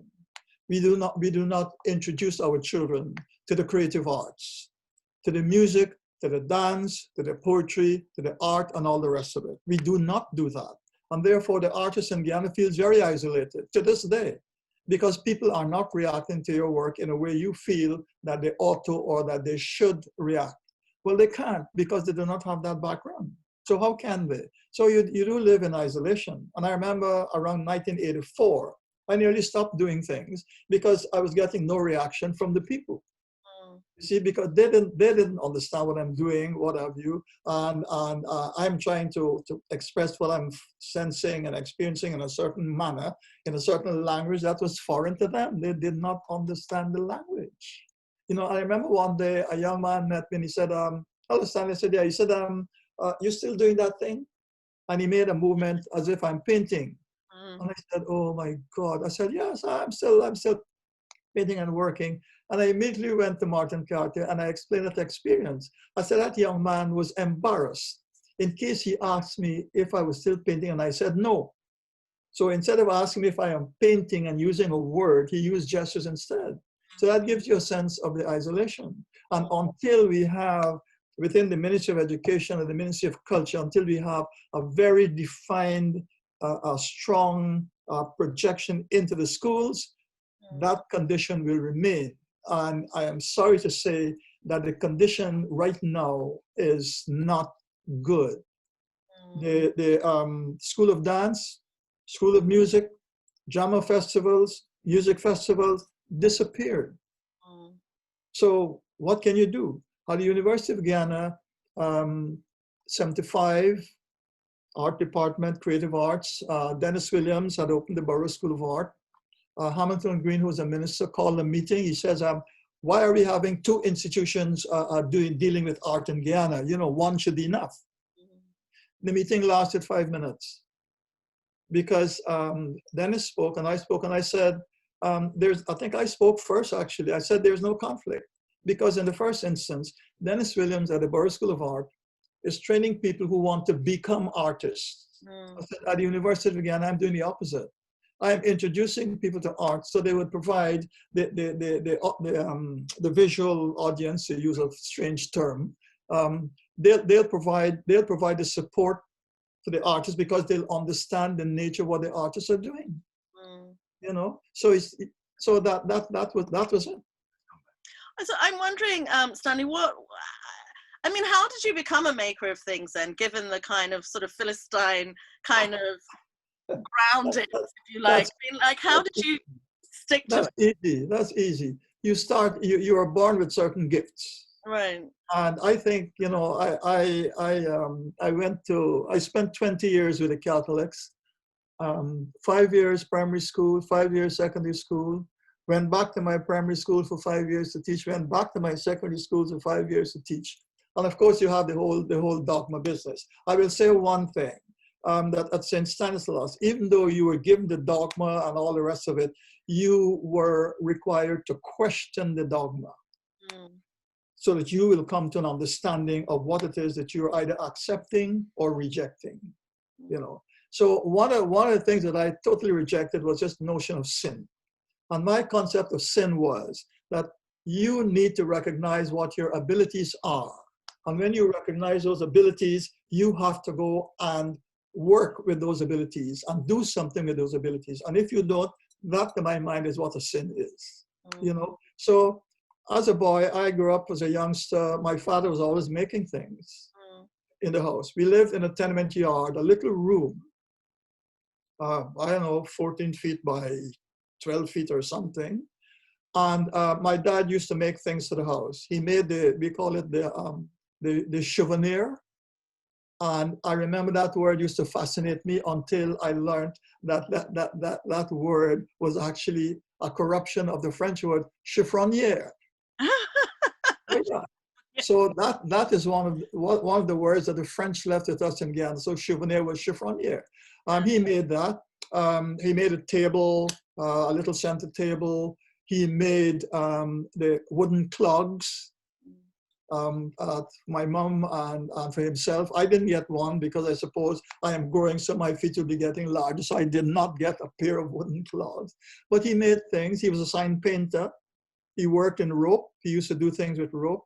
And so I was observing all these things and fascinated by them and found myself imitating him. So my first tool was a Gillette double-edged razor blade. That was my first tool. And that I used that to shape things in a little piece of wood. And I will say to you that I never cut my fingers. I never drew blood. Never. I saved up my money, and then I got a penknife and a broken hacksaw blade. And I used to borrow my father's hammer and his chisels. And so that is how I was always making things. Christmas time, I hated Christmas for one reason, and that is I never had toys. My parents could not afford to buy me toys. And I would see other children playing with toys, and I was excluded.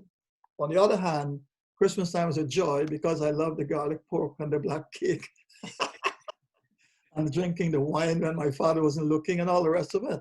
You see, so that making thing was reinforced by not having toys. So I had to make my own toys.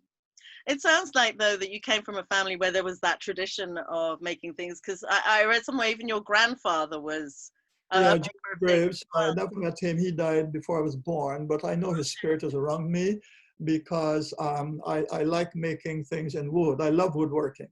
Yeah. And so I made things in Guyana for my son Andre. I made his cradle. I made the mattress because my grandfather had two shops in Guyana. One was for upholstering and the other was cabinet making.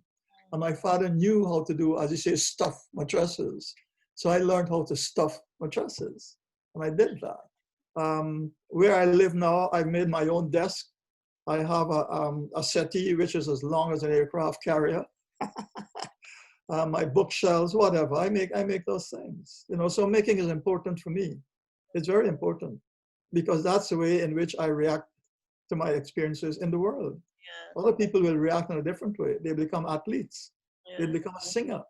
They become a chef, whatever, a writer. Mm. Yeah. And of course, you're still carrying on with making things. I saw recently you had an exhibition.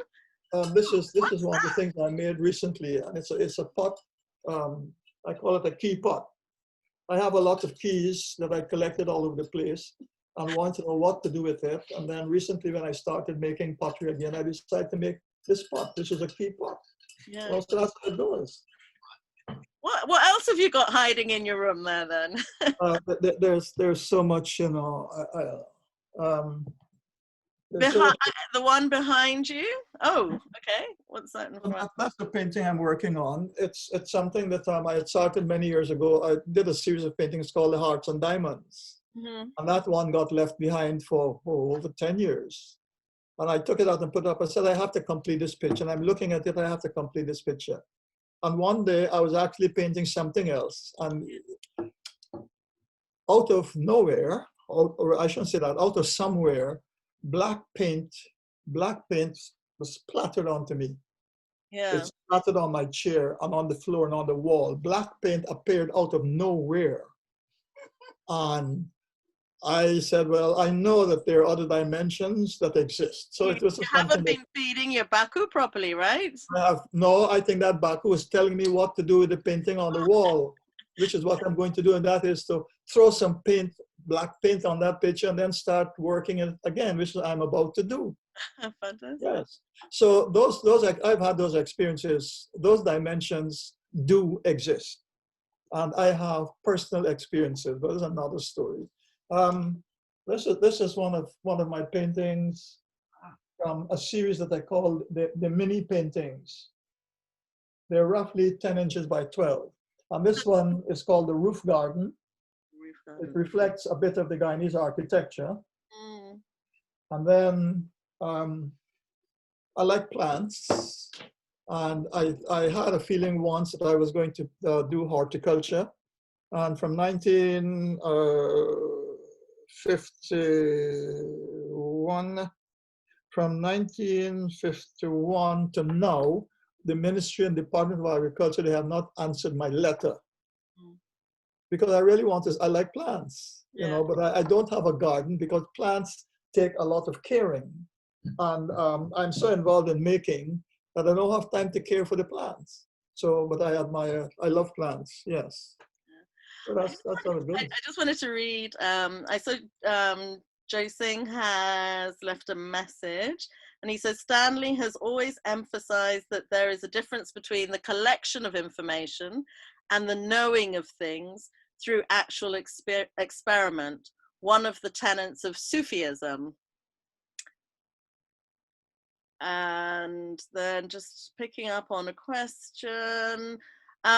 This one's from Rod. He said, how did Edward Rupert Burroughs and his working people's art class affect your style and general attitude towards the making of things? Well, when I was at Sacred Heart School as a boy, there were a group of fellows in 6th standard. I was in 5th standard. There's a group of fellows in 6th standard who were making drawings. The drawings were based on comic books. In the 1940s was when the Americans invaded Guyana, and they left us with chewing gum, fancy ice creams, and that we must drink rum with Coca-Cola and comic books and things like that. So comic books were popular, and that group of boys, they were copying the comic book heroes, Captain Marvel, Superman, Batman, Robin, and all the rest of them. I'm sorry I never kept those books, because now they're the worth of fortune.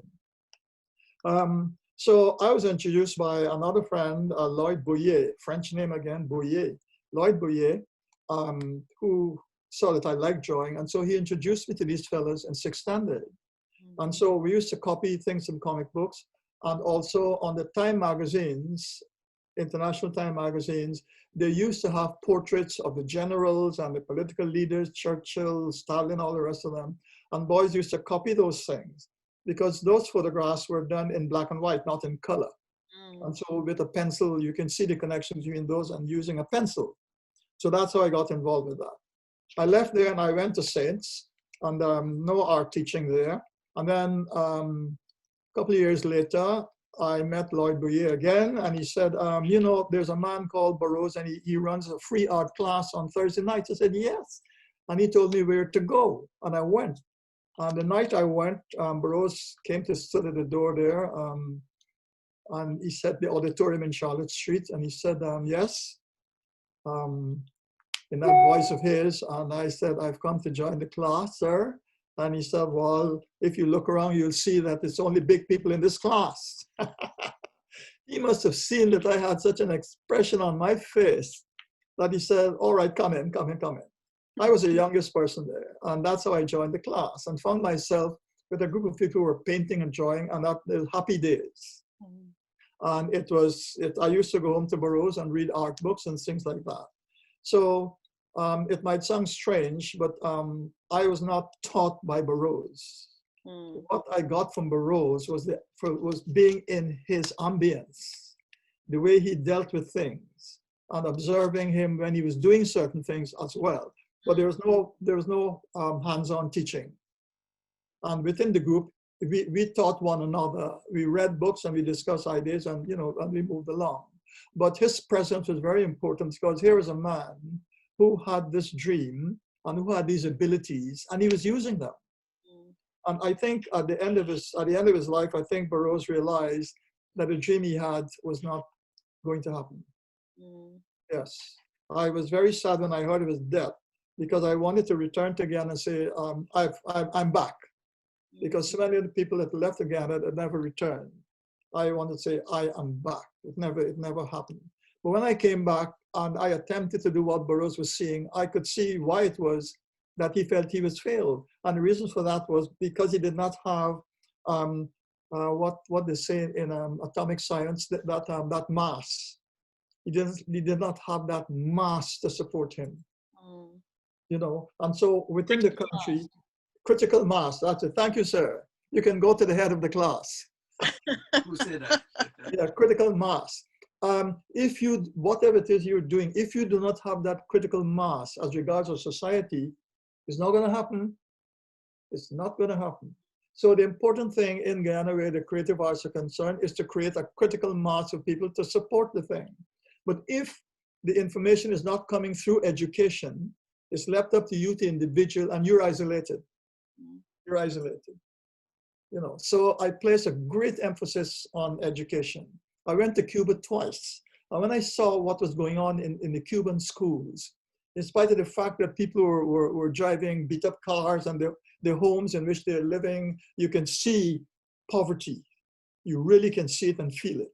But yet, when you went into the schools, the secondary schools, there was a spirit and a feeling there. I said, my God, this is what it should be. And those children were tutored in the creative arts, because when you are from the primary school and the secondary school, by the time you hit the secondary school, your individual abilities have been recognized. So when you went to secondary school, you did the basic syllabus. But apart from that, or rather in addition to that, that particular secondary school will also be specializing in athletics, in music, in drama, in art, in whatever. So that in the secondary school, you're having a firm grounding, whether or not you become a practitioner. If you become a practitioner from the secondary school, you go to the art school, the art college. From the art college, you can also go now to the university. So you're having a consistent, continuous education for 8, 12 years, 12 constructive, continuous years. So at the end of that process, you can see what kind of person you're going to be within the community. You can also see how your work will be received. The first time I went to a conference involving Caribbean artists, when I heard the Latin American artists stand up and they say, my name is Jose Gonzalez and I'm from Nicaragua. I said, my God, I mean, when is my turn to stand up and say, yeah, artista de Nicaragua?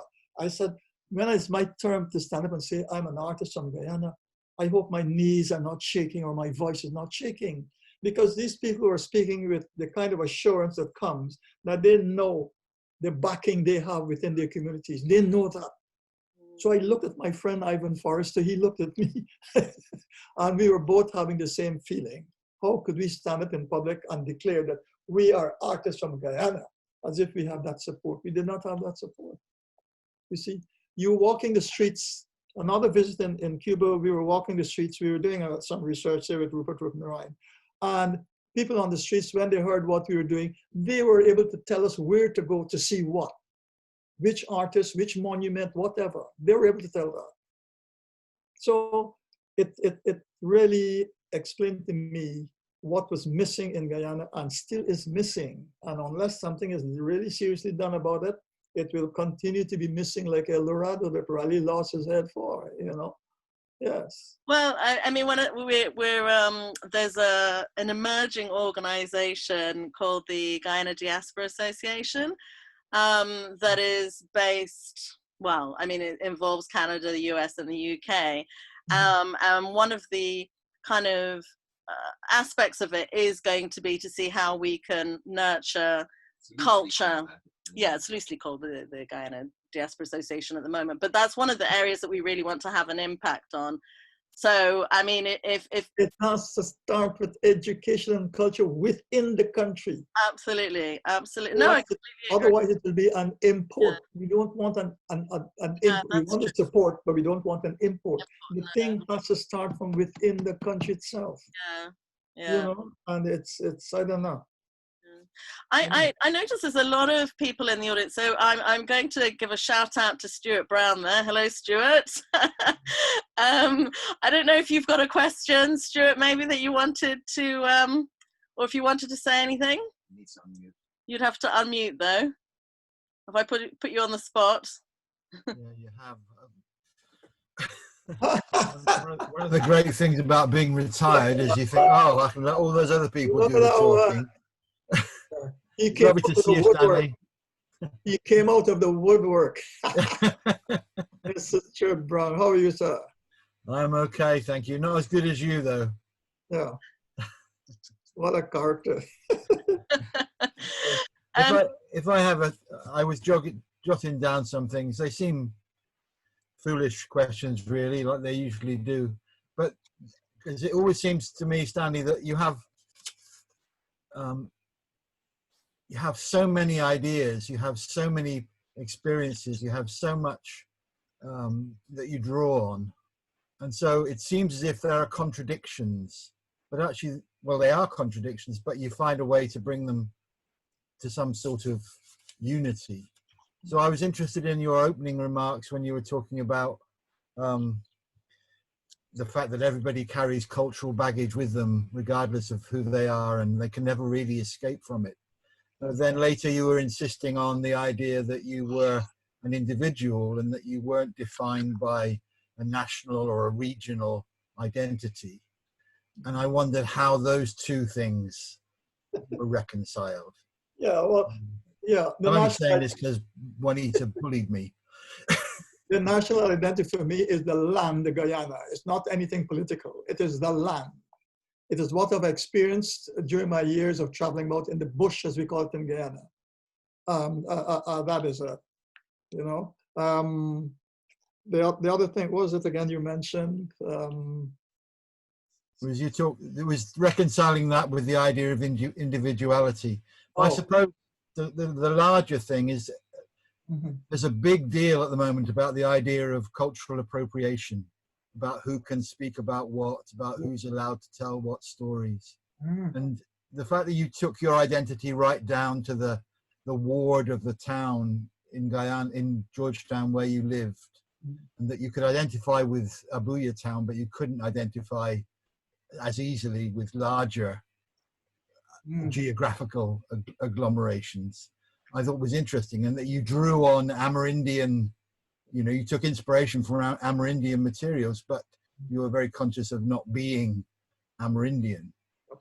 It's just how you know how all those things tie together. That's interesting. It is a continuing. It's a continuing. I would say struggle. It's a continuing engagement. You know, it's like a spider building the web. You know, one thread gets broken, you repair it, or you go back, you put another thread here and there.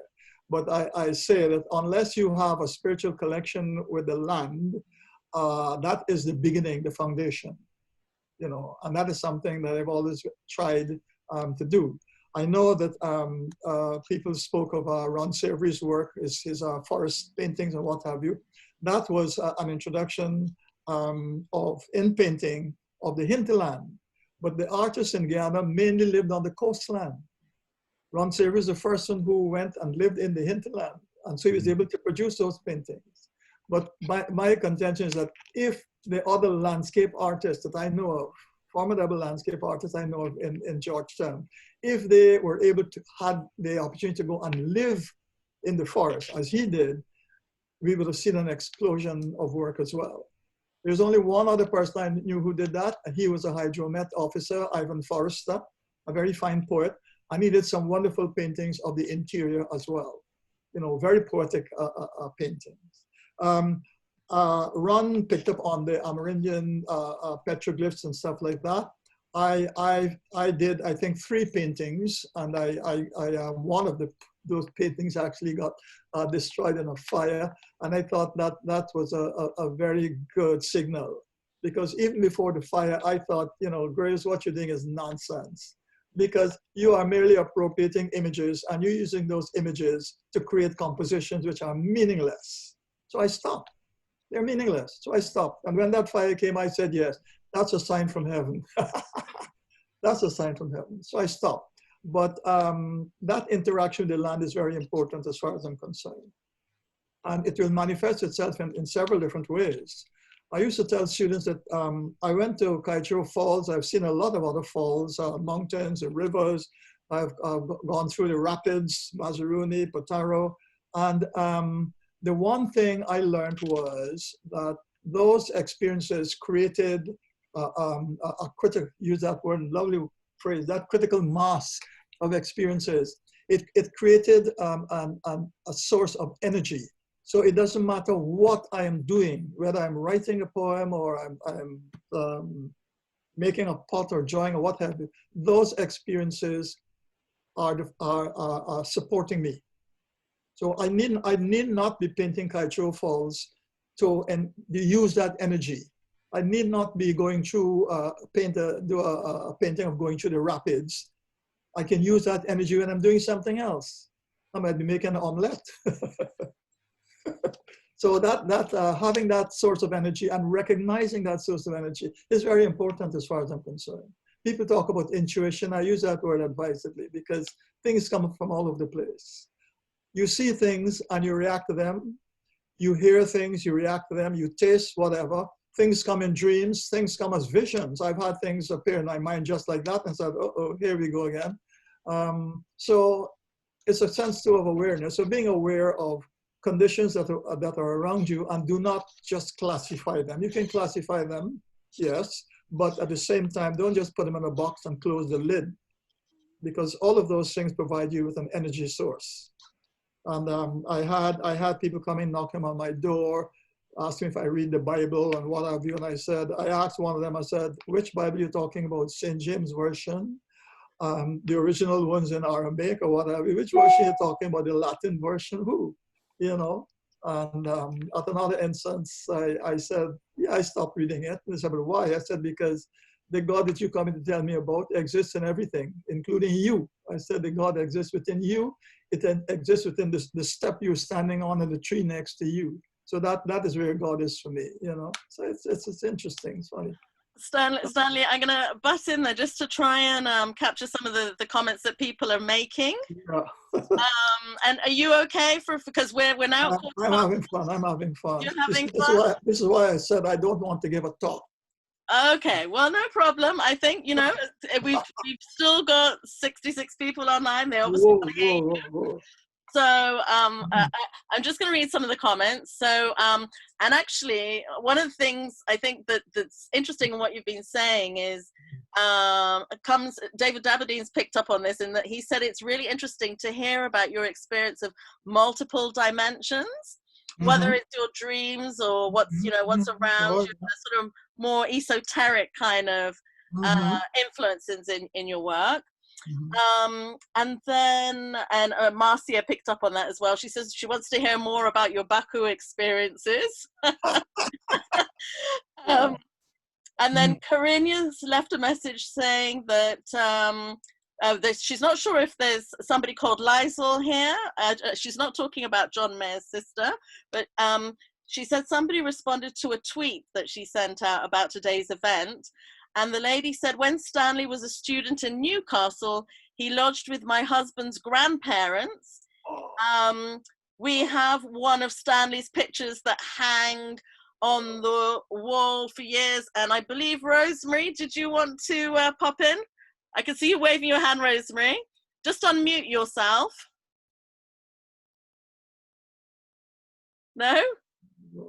You just need to unmute yourself, Rosemary, if you can, but I'll carry on reading while you're doing that. Hello. Whoa, oh, yeah. Hello, Stanley. Whoa. Now, I'm just saying hello because my ex-husband was at Newcastle with you. Whoa. Ivan Wells, 1L. You might not remember him. Well, there's so many names and so many people, yes. So many people. I saw your face in the lineup of students with him, right back in, what was it, 68? Yes. Yeah. And so I thought I'd say hello. I'm also an artist and a teacher, and everything you say is absolutely 100% accurate, including what you say about education in Guyana, etc. So I went to Bishop's, and I'm an artist now, and your journey is incredible for us all to hear. Thank you. Bye-bye. Thank you very much. Thank you, Rosemary. Okay, so more. Oh, and then there's two kind of connected comments on here. Marcia saying that her mother would like to know the secret of your clarity of mind. John Mayer's actually suggesting that we just pickle you for eternity. So it's obviously a lot of love going on in the room here. And Zena saying she could listen to your experiences all evening. I'm going to try and quickly come through to a question. Oh, actually, I also wanted to mention Gordon Stewart, because he's mentioned, he said it's good to hear our elder looking well after all these years. He's not sure if you'll remember him, but he was a technician at Eugene. And he used to come over and lime or gaff, you know, with you and Asasi at the lunch break. And he said he just found the conversation so inspiring. So Gordon, please unmute yourself and come into view so that Stanley can see you. And just share your greetings. I have to say greetings, Uncle. How are you? I was a something-year-old man, used to come in and hang out with you and Asasi. I'm just showing you some of your inspiration here. Well, there's a mask. Yeah, like a double mask and that one. Gordon, are these things that you've made? Forms. Yeah, but that's just for me. Forms. That is sculptures about forms. You've got it. Yeah, you're part of that inspiration. Thank you. Thank you. Thank you. Thanks for sharing that with us, Gordon. Yeah. And then I've got Rosemary McAndrew. Rosemary, please unmute. Whoa. Yes. You're still on mute, so just unmute yourself and then we can... Rosemary Eidford. He's gonna come through. I was mentioning your husband's name, Wordsworth, not so long ago. Oh, really?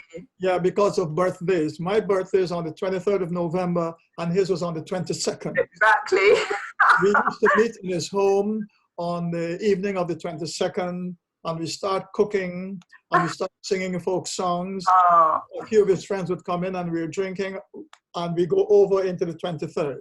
So that's how we celebrate our birthdays. Yeah. And so they became so popular among some friends that we decided, you know what, we're going to have now practice birthday parties. Hello, how can I participate? And you did a show together. Anita, Yeah, so we need to have practice birthday parties. how can I participate? I want to say a few words. You did a show together. What do I have to do? And you gave me my wedding breakfast. We had nothing for a wedding breakfast. I had a piece of cake which Barbara bought for us. You were my favorite people in Guyana when I lived there. It's so nice to see you again. Yes, well, Mark was now because so many other people want to speak. But lovely to speak. Mark was my soul brother. I learned a lot of things from him, including folk songs. Yes. So I have my notebooks are filled with the folk songs that I collected from him. And I'm hoping one of these days, my voice is going now, but I'm hoping one of these days to be able to sing those darn songs, you know, and have it on a tape. Yeah. So that's a project for next year. So I have to start using a lot of lemon juice and honey to clear my throat. Yeah. Yes. Okay. How can I Eric, we're coming to you, please. What do I have to do? We can hear you. Just talk. You can hear me. Oh, sorry. Okay. Yes. Are you ready? Yes, we're ready for you. Good. Oh, good. Stanley and everybody else, the few words I'm going to say has a context, and the context has, for those of us who live in England, we are faced with two pandemics. One with the real pandemic, with coronavirus, and exiting our connections from Europe. And the two pandemics, as I said, and this event has taken us away from these two pandemics that we've had to a different world which we created, which is very refreshing and welcome to all the participants, every one of you. Yes, I thank you very much. Oh, thank you, Eric. Stanley.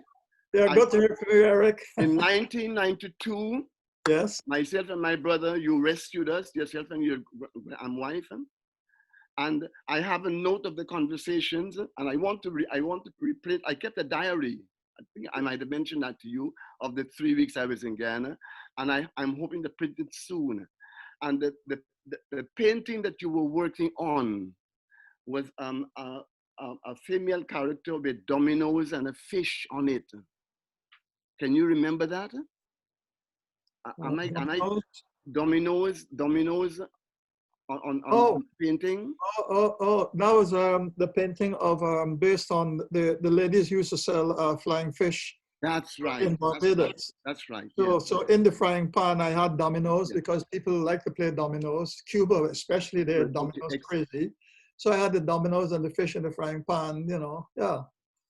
I would like your permission to reprint that painting in the publication. You know, but I need to contact you. I need to contact you to carry on a conversation to get permission from you to include the painting in the publication. No problem at all. How do I don't have any details of your... Don't worry, Eric. Okay, fine. Okay. That's one way of sharing. That's one way of sharing things. Okay, I thank you very much. Thank you, Uncle Eric. It's been great, tremendous, really. Thank you very much. Thank you, Eric. Actually, Stanley, I just wanted to mention that I believe that you have a nephew in the room. You've got a nephew, and so I'm going to go to your nephew. Who doesn't know that I know you're his nephew? Dingan Stevenson, are you hiding there? Look at Dingan. Dingan, please unmute and say hello to Uncle Stanley. Uncle Stanley, I was the one that... Dingan. Yeah, I know. Hi, Uncle Eric. Another one of those people like arch criminal. Hi, Garden. Hi, Marcia and Jassy. Hi, everybody. I was just sitting down here trying to be very quiet, but then I was the one that shouted. That's impossible. You like talk.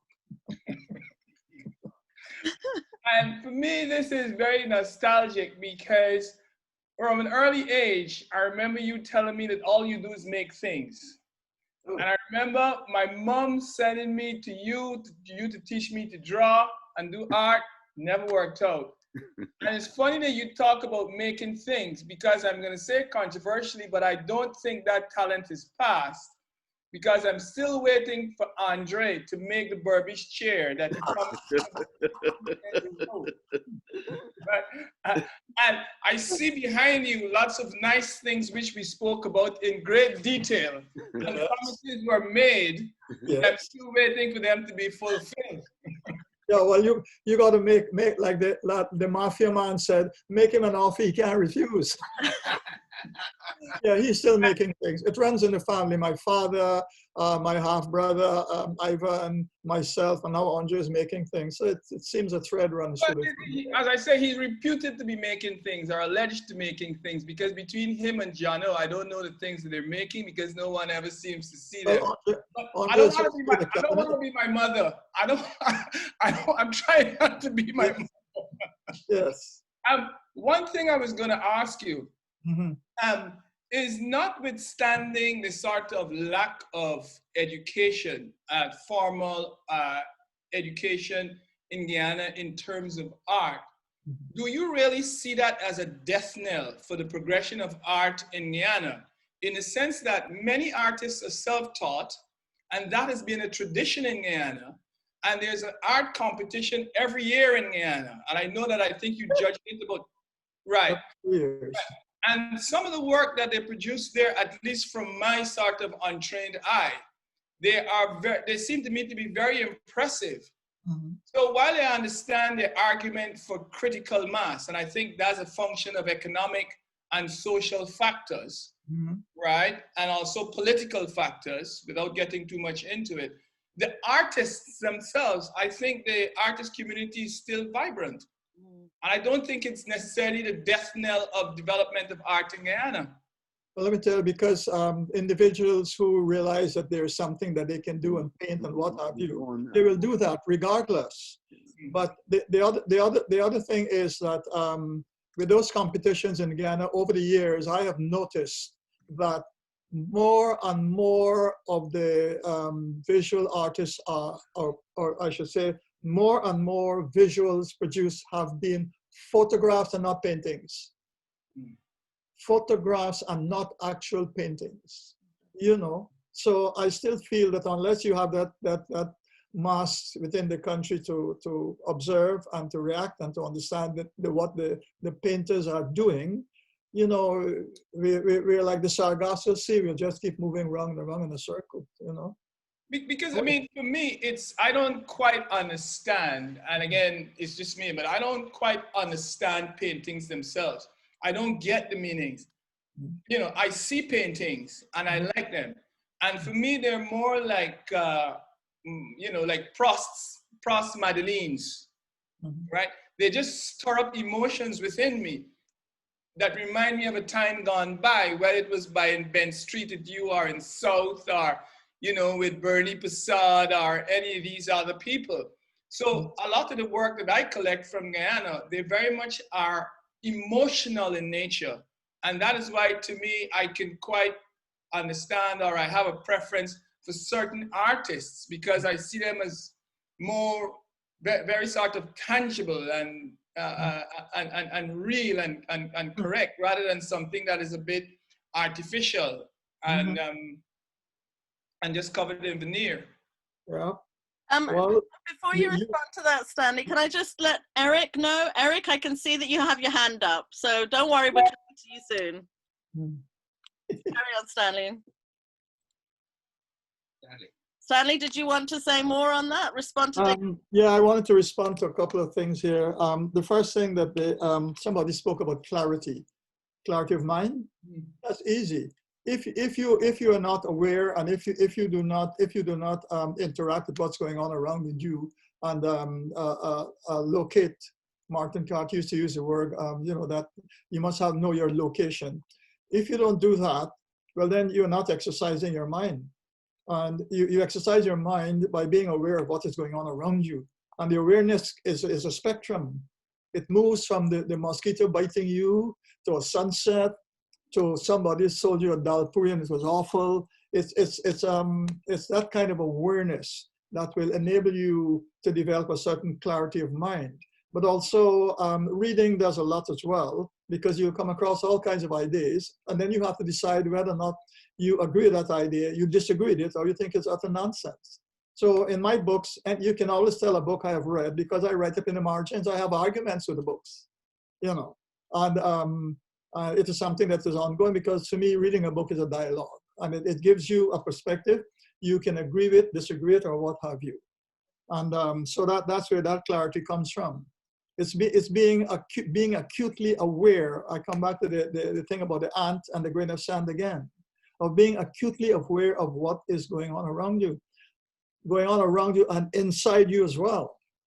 So a number of times you sense your body is telling you something, listen and accommodate it, because you give your body a chance. Very often it can cure some of the things that you have to deal with. It can cure some, not all. The other thing was the Baku. Yeah, I can give a lot of examples of that. The most recently one was I stopped my car, got out of it, took out my laundry, went into the garage, put the laundry on the table, came back out, went to the post box, no letters there, came back, went into the car to get the keys, and the keys had disappeared. So I looked into the car, I looked all around, underneath, over, above, and beyond. I walked backwards and forwards on the lawn. I went inside the house, I got a flashlight. I'm sure people felt that I might have dropped a ring or some gold object, but nothing. My son-in-law, Jerome, came the next day. He started looking, could find nothing. So a week later, so I went and I had separate keys made now, duplicate keys. A week later, turned around in my kitchen, about to go to my chair at the dining table, and there was the key hanging from the chair. The key, I have a photograph of it, the key was hanging from the chair. So it meant that that key had dematerialized, it went into some other dimension, and then it had rematerialized back into this dimension. So how that process came about, I do not know. I don't know if I even want to know. But that is just one of a number of such instances of things disappearing and reappearing. They have some things which have disappeared and are vexed because they did not reappear. Then the seafire lady told me that they're being kept somewhere else. I'm not going to get them back. I said, okay.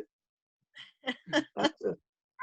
I say that you forget it, man. I say you forget, you put the keys there.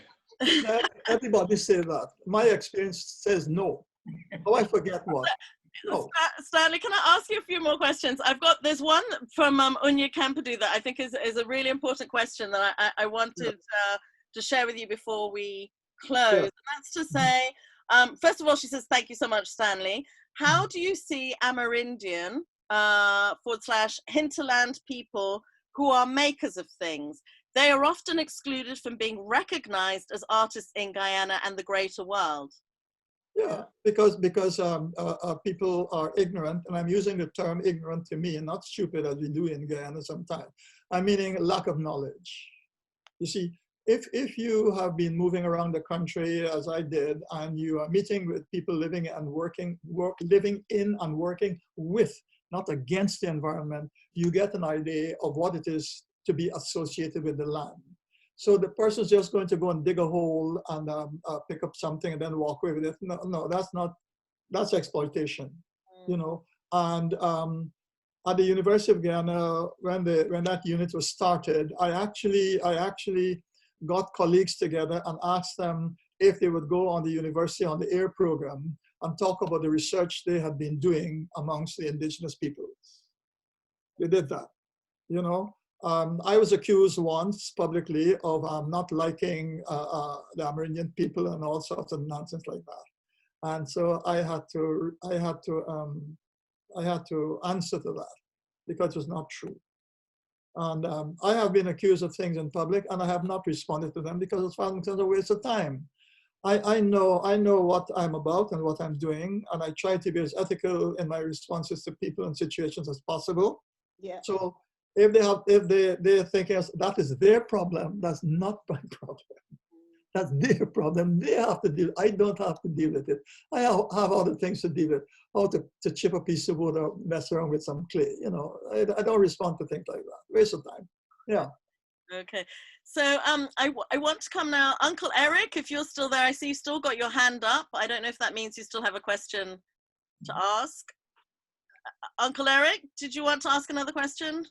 Or maybe he didn't take his Or, hand down. or maybe he didn't take his hand down. So I'm just gonna, there was another question or statement. I think this is from Wayne McWatt. And Wayne just says, Vivian Antrobus seems to have been an overlooked Guyanese artist.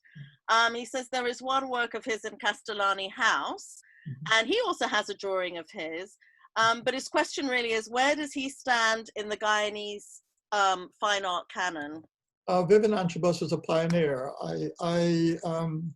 I think I met him once before he died, and he used to do what we call cabinet paintings, small paintings, sort of 12 by 16, that kind of size, of landscapes and also scenes from around Georgetown.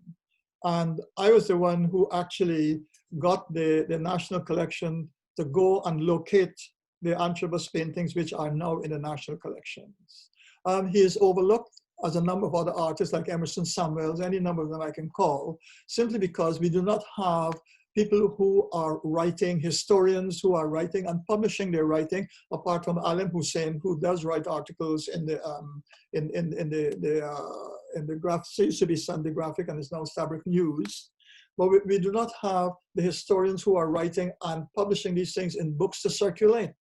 And that's one of the reasons why Anne Ramsey and I did that book on art in the Caribbean, because they would have a book which can be, we aim that book at students in education, people in education around the Caribbean, you know? So until we have the historian, and this is where Akima comes in, until we have the historian who is going to do the research and produce these biographies, we are not creating recognition, in a manner of speaking, for those pioneers. Antrobus, Marchette, Burroughs, the whole lot of them. Those are the pioneers, yes. Before we go on, I'm just very conscious that it's now 4:38, and I really wanted to have the opportunity to thank the three, to thank Grace and Khadija and Maria, and if anybody needs to drop off, so just in case, so if you want to turn your videos on, and you can also unmute yourselves at this point, just so that we can all share our gratitude and thanks for the talk on liminal spaces, then that would be fantastic. And then for people who are happy to hang on longer, we can go ahead and ask, yeah, we can go on until 5 o'clock. If Stanley is still comfortable with, that would be another 20 minutes or so. That's a long time. And also, I just wanted to bring in Ken Corsby, because I don't know, not many of us have seen Ken in a long while, especially us in the UK. So Ken, good to see you. Say hello. Hello, hello, hello, hello. Whoa. Yeah. All right. You take his then. Good morning, Mr. Crosby. I come to make a statement. Oh, they're taking me back. Taking me back. We always had that problem of Crosby and Crosby, you know? Right. Okay, well, before we all get carried away, let's just thank everybody who's well, all of you, all four of you. Stanley, thank you so much.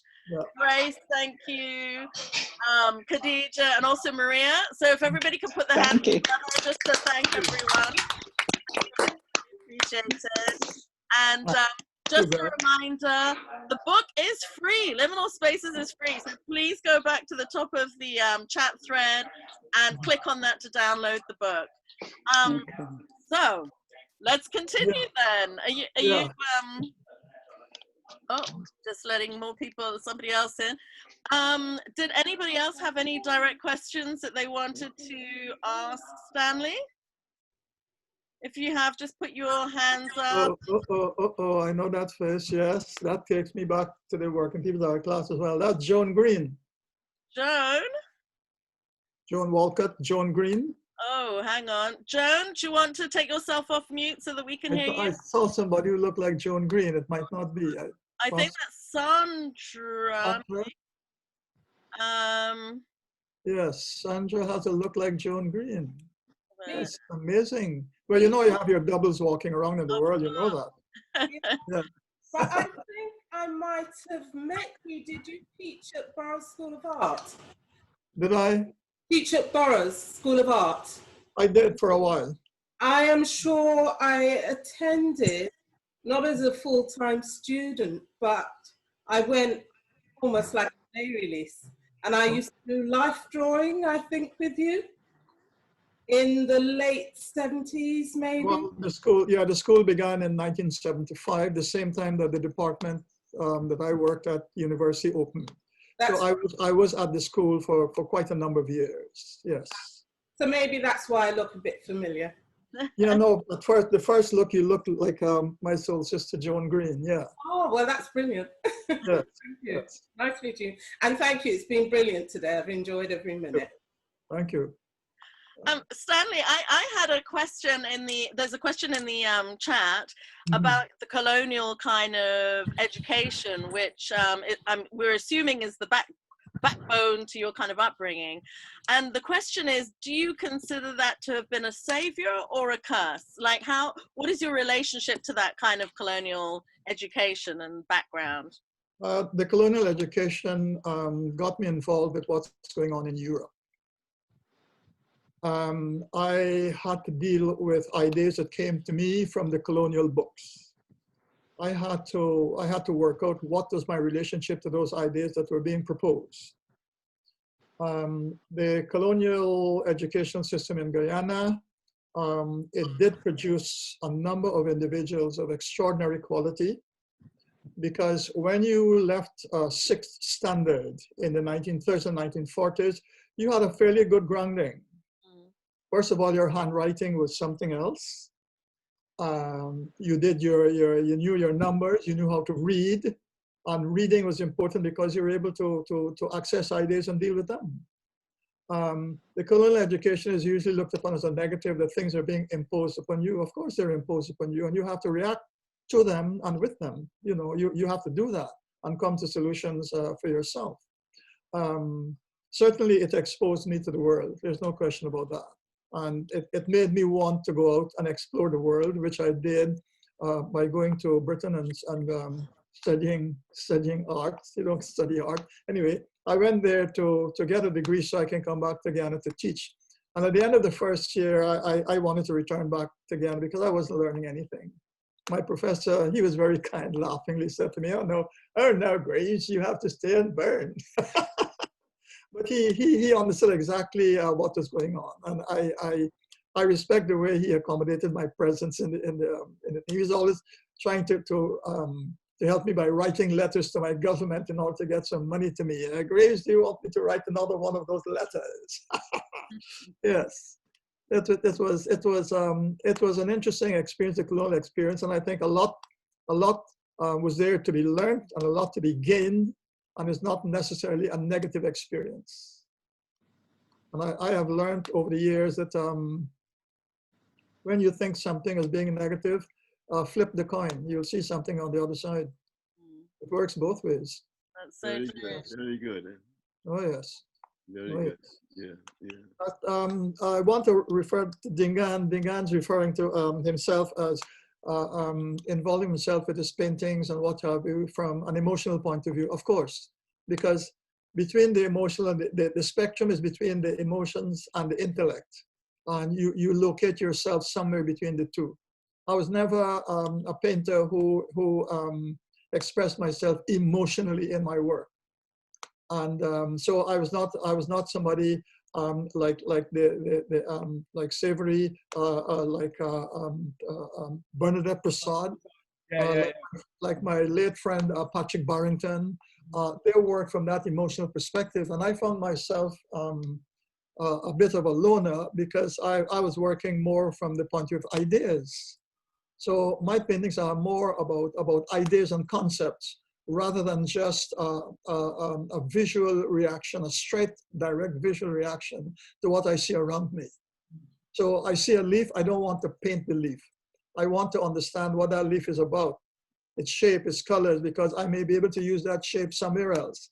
I will be able to use those colors somewhere else. And that's how I responded to the purely visual experience. So that's why I was never involved in that landscape painting. Because if I did, I would have presaged Ron Savory by years, because I was in the bush, straying about in the bush for years before he did, you know. Yep.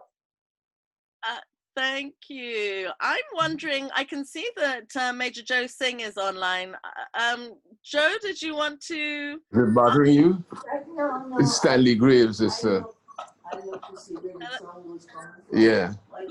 at the moment?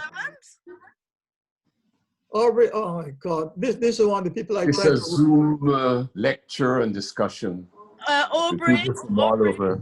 Aubrey, just if you can put it on hold just one moment, and you put yourself on mute for one moment. I'm going to come back to you if I may, but I've got Major Joe Singh online that I just wanted Joe to pop in and say hello, and then we'll come back to you. Thank you very much. Thank you, Anita. Hi, Stan. The man in person. Yes. Very good. Excellent. Excellent discourse. Yeah, I refer to somebody like Joe. My middle name is also Joe. If I refer to him as a Guyanese, there are Guyanese and there are Guyanists. Guyanists are those who are located within the country and they are of the country and they have a connection with the soil, with the ground. Those are the people I refer to as Guyanists. And others as Guyanese. It's a spectrum, actually, you know, but that's how I do it. But Joe and I, we have interesting discussions through photographs and letters. Yeah, those letters, I think, can become a very interesting little book sometime or the other, because they cover quite a range of ideas and concepts and observations and experiences. Yes. And as I've been asking you to write your own biography as well, incredible experiences, and you need to write. You know, I used to think in Guyana, I'm growing up, and I cannot read books about the people who made a difference in Guyana. I cannot read their biographies. You know, and a lot of people, incredible people, have lived in Guyana who have done incredible things, and we do not know of those things because they have not been written. But we are dealing with this, the Africanist thing of by word of mouth. That your history is carried as a memory, but unless you pass on that memory by another word of mouth, it's not going to exist for long. Yep. So we need to get into the writing stage of things. So I'm asking you to please write your biography. Thank you, Stanley. Thank you. I'll try and make some time, man. Yeah, you know, I'm doing so many different things. You know, you're making. Yeah. Make the time. Make the time. I will. 15 I will. minutes a day, half an hour a day.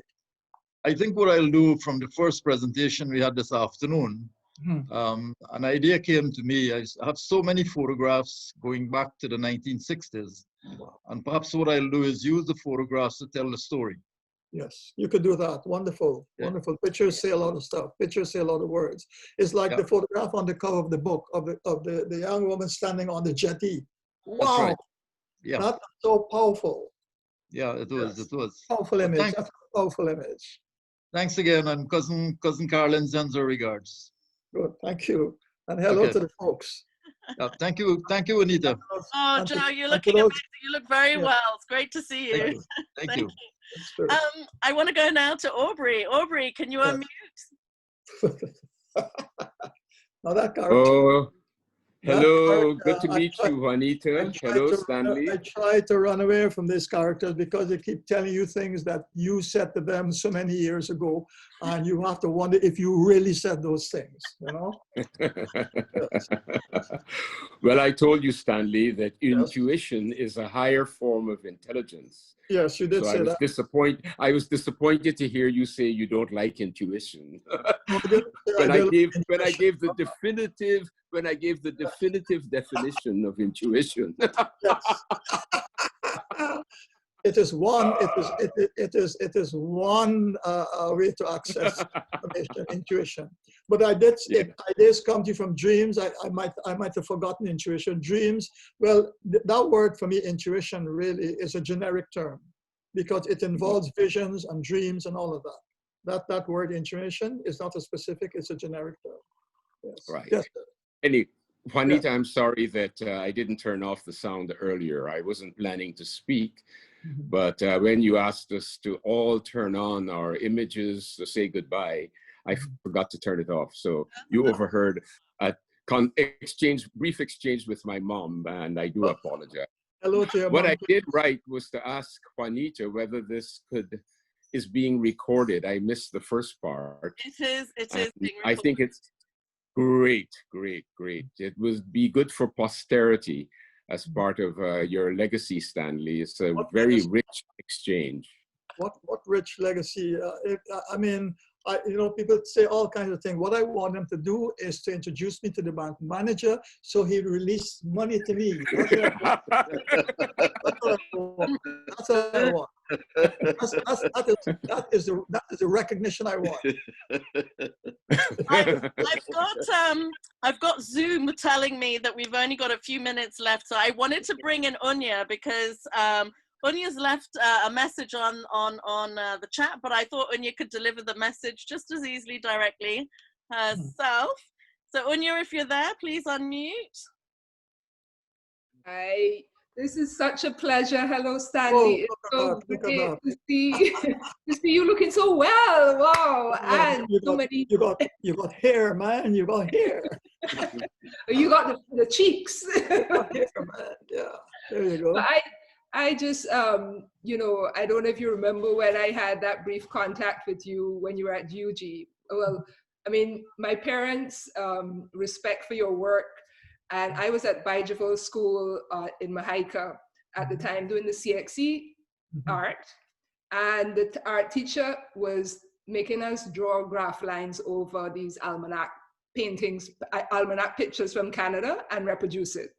So I told my mom, and they agreed, no, this is not an art teacher, and that won't work for A-levels. That's right. I wanted to do that, and there was no art teacher at Bijeville, and so they brought me to you at UG. But it was a very distant, strange time because you never used to talk much to me, so it was just like, yes, and I had this, I was almost afraid of you because there was this weight of you being this great artist, and I felt the privilege of my manager. I felt the privilege of being a secondary school student at UG in your presence, and I think you were in conversation with Martin Carter at UG at the time, and I knew these wonderful conversations and great things were happening around me, and I think it was your assistant who would explain your assignment to me, and I would sort of have more dialogue with him. But it was just a very inspiring but reverent kind of relationship with you as an art teacher. And what you're describing and your perspectives and hearing more about that so many years later makes so much sense because from that I left Guyana to go to art school in Amsterdam. And after a few short courses, I decided, no, I can't spend 4 years learning European art or the European technique of one particular form of fine art. And I came back to the Caribbean and I learned through practice, through an apprenticeship with Peter Minshall in Trinidad. But it's just really inspiring to see and hear you expressing these things, still making, still producing, and the wonderful conversation between so many Caribbean artists here. Thank you so much. Yeah, I remember you. I remember your mom and your dad. Your mom had a certain spiritual quality in her that I recognized. Your dad is a character. Character, full-fledged. Actually, it was from my mom, who she used to make a lot of things. So with her, it was her appreciation of the arts, but also she would do weaving, macrame, pottery, and through. So we always were brought up making things as well. The thing you spoke about copying, I remember I used to see children when I asked them to do a paint or draw a house, they would always draw a house with a chimney. And that thing used to puzzle me. I never questioned about that. One day it struck me, and the little boy brought the thing to me, and I said in a voice that everybody could hear, I said, "Oh, what a lovely baker house. It got window blind, and it has flowers on the windowsill." He said, "No, sir, it's not a baker shop." I said, "Yes, it is a baker shop. Look, it's not a chimney." Go and look out the window and see if you can see any houses with chimneys. Yeah. And that ended the drawing of houses. And then I realized that when I asked them to draw a picture, draw a house or something, they are thinking that they should draw a picture of a house they had seen in a book rather than the house they had seen with their actual eyes. Yeah. You know? So, yeah. Sorry to interrupt you there, but we're literally, I've got the countdown going on my watch before we get cut off. So I just wanted to say thank you so much, Stanley. It's been an absolute pleasure. And everyone, please put your hands together and give Stanley a really warm round of applause. Thanks very much. Thanks very much for the question. Yeah, I hope I did okay. I know I originally had wanted Akima to do the... We can go on like this for another hour, you know. Well, maybe we can have a... echo. Can you... Mine is off.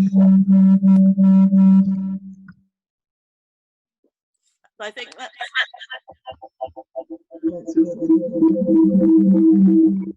Two devices. Yeah, sorry, that was us making a big racket. Somebody by the bridge, who was that? Yeah, that was because Rod, say hello, everyone. Here's Rod. He's in the background trying to sort things out. Yeah, the engineer. The engineer, yes. The engineer, yeah. Yes. The captain must have an engineer, otherwise the captain ain't going nowhere. You know. That's right. Stanley, honestly, there's so many. Your outfit looks like you can be a kind of Captain Picard with the green and then the scarf, you know. He's a Star Trek fan. Captain Picard, that's my favorite character. Yeah. There's just so many votes of thanks going on in the chat section. I just wanted to mention Ingrid Vidal. She says, "Thank you, Stanley. My cousin Sherwin speaks well of your work, and having heard you speak last year at an event in Washington, she just says she's very inspired." Okay. But yeah, there's loads of comments, but I'm sorry we can't actually continue. Maybe we need a part 2. I mean, if you're willing and up for it, maybe we could do a part 2. Part 2 sometime, why not? Part two sometime. That'd be fantastic. So with 1 minute left to go, thank you, everyone. Thank you to the usual Guyana Speaks guys. Thank you to the new faces. Thank you so much to just so many fabulous. It's so great to see so many warm faces. I have to thank the two of you for allowing this occasion to take place. For me to be able to see friends and acquaintances and colleagues that I have not seen for ages. You know. Thank you. It was good to see them. It refreshes my memories of them as well. Thank you very much. Okay, thank you. Bye. Thank you, Stanley. Thank you. Bye. Thanks, Juanita. Thanks, Rod and Juanita. Thank you. All right, take care, everyone, and thank you. Hi, Stewart. Bye, Stewart. Good to see you. That's my supervisor. I know. Thanks, Jenta. Thanks, Rod. You're welcome. You're welcome. Take care now. Hi, Sandra. Okay, gonna switch off now, everyone. Bye. Bye-bye. Bye.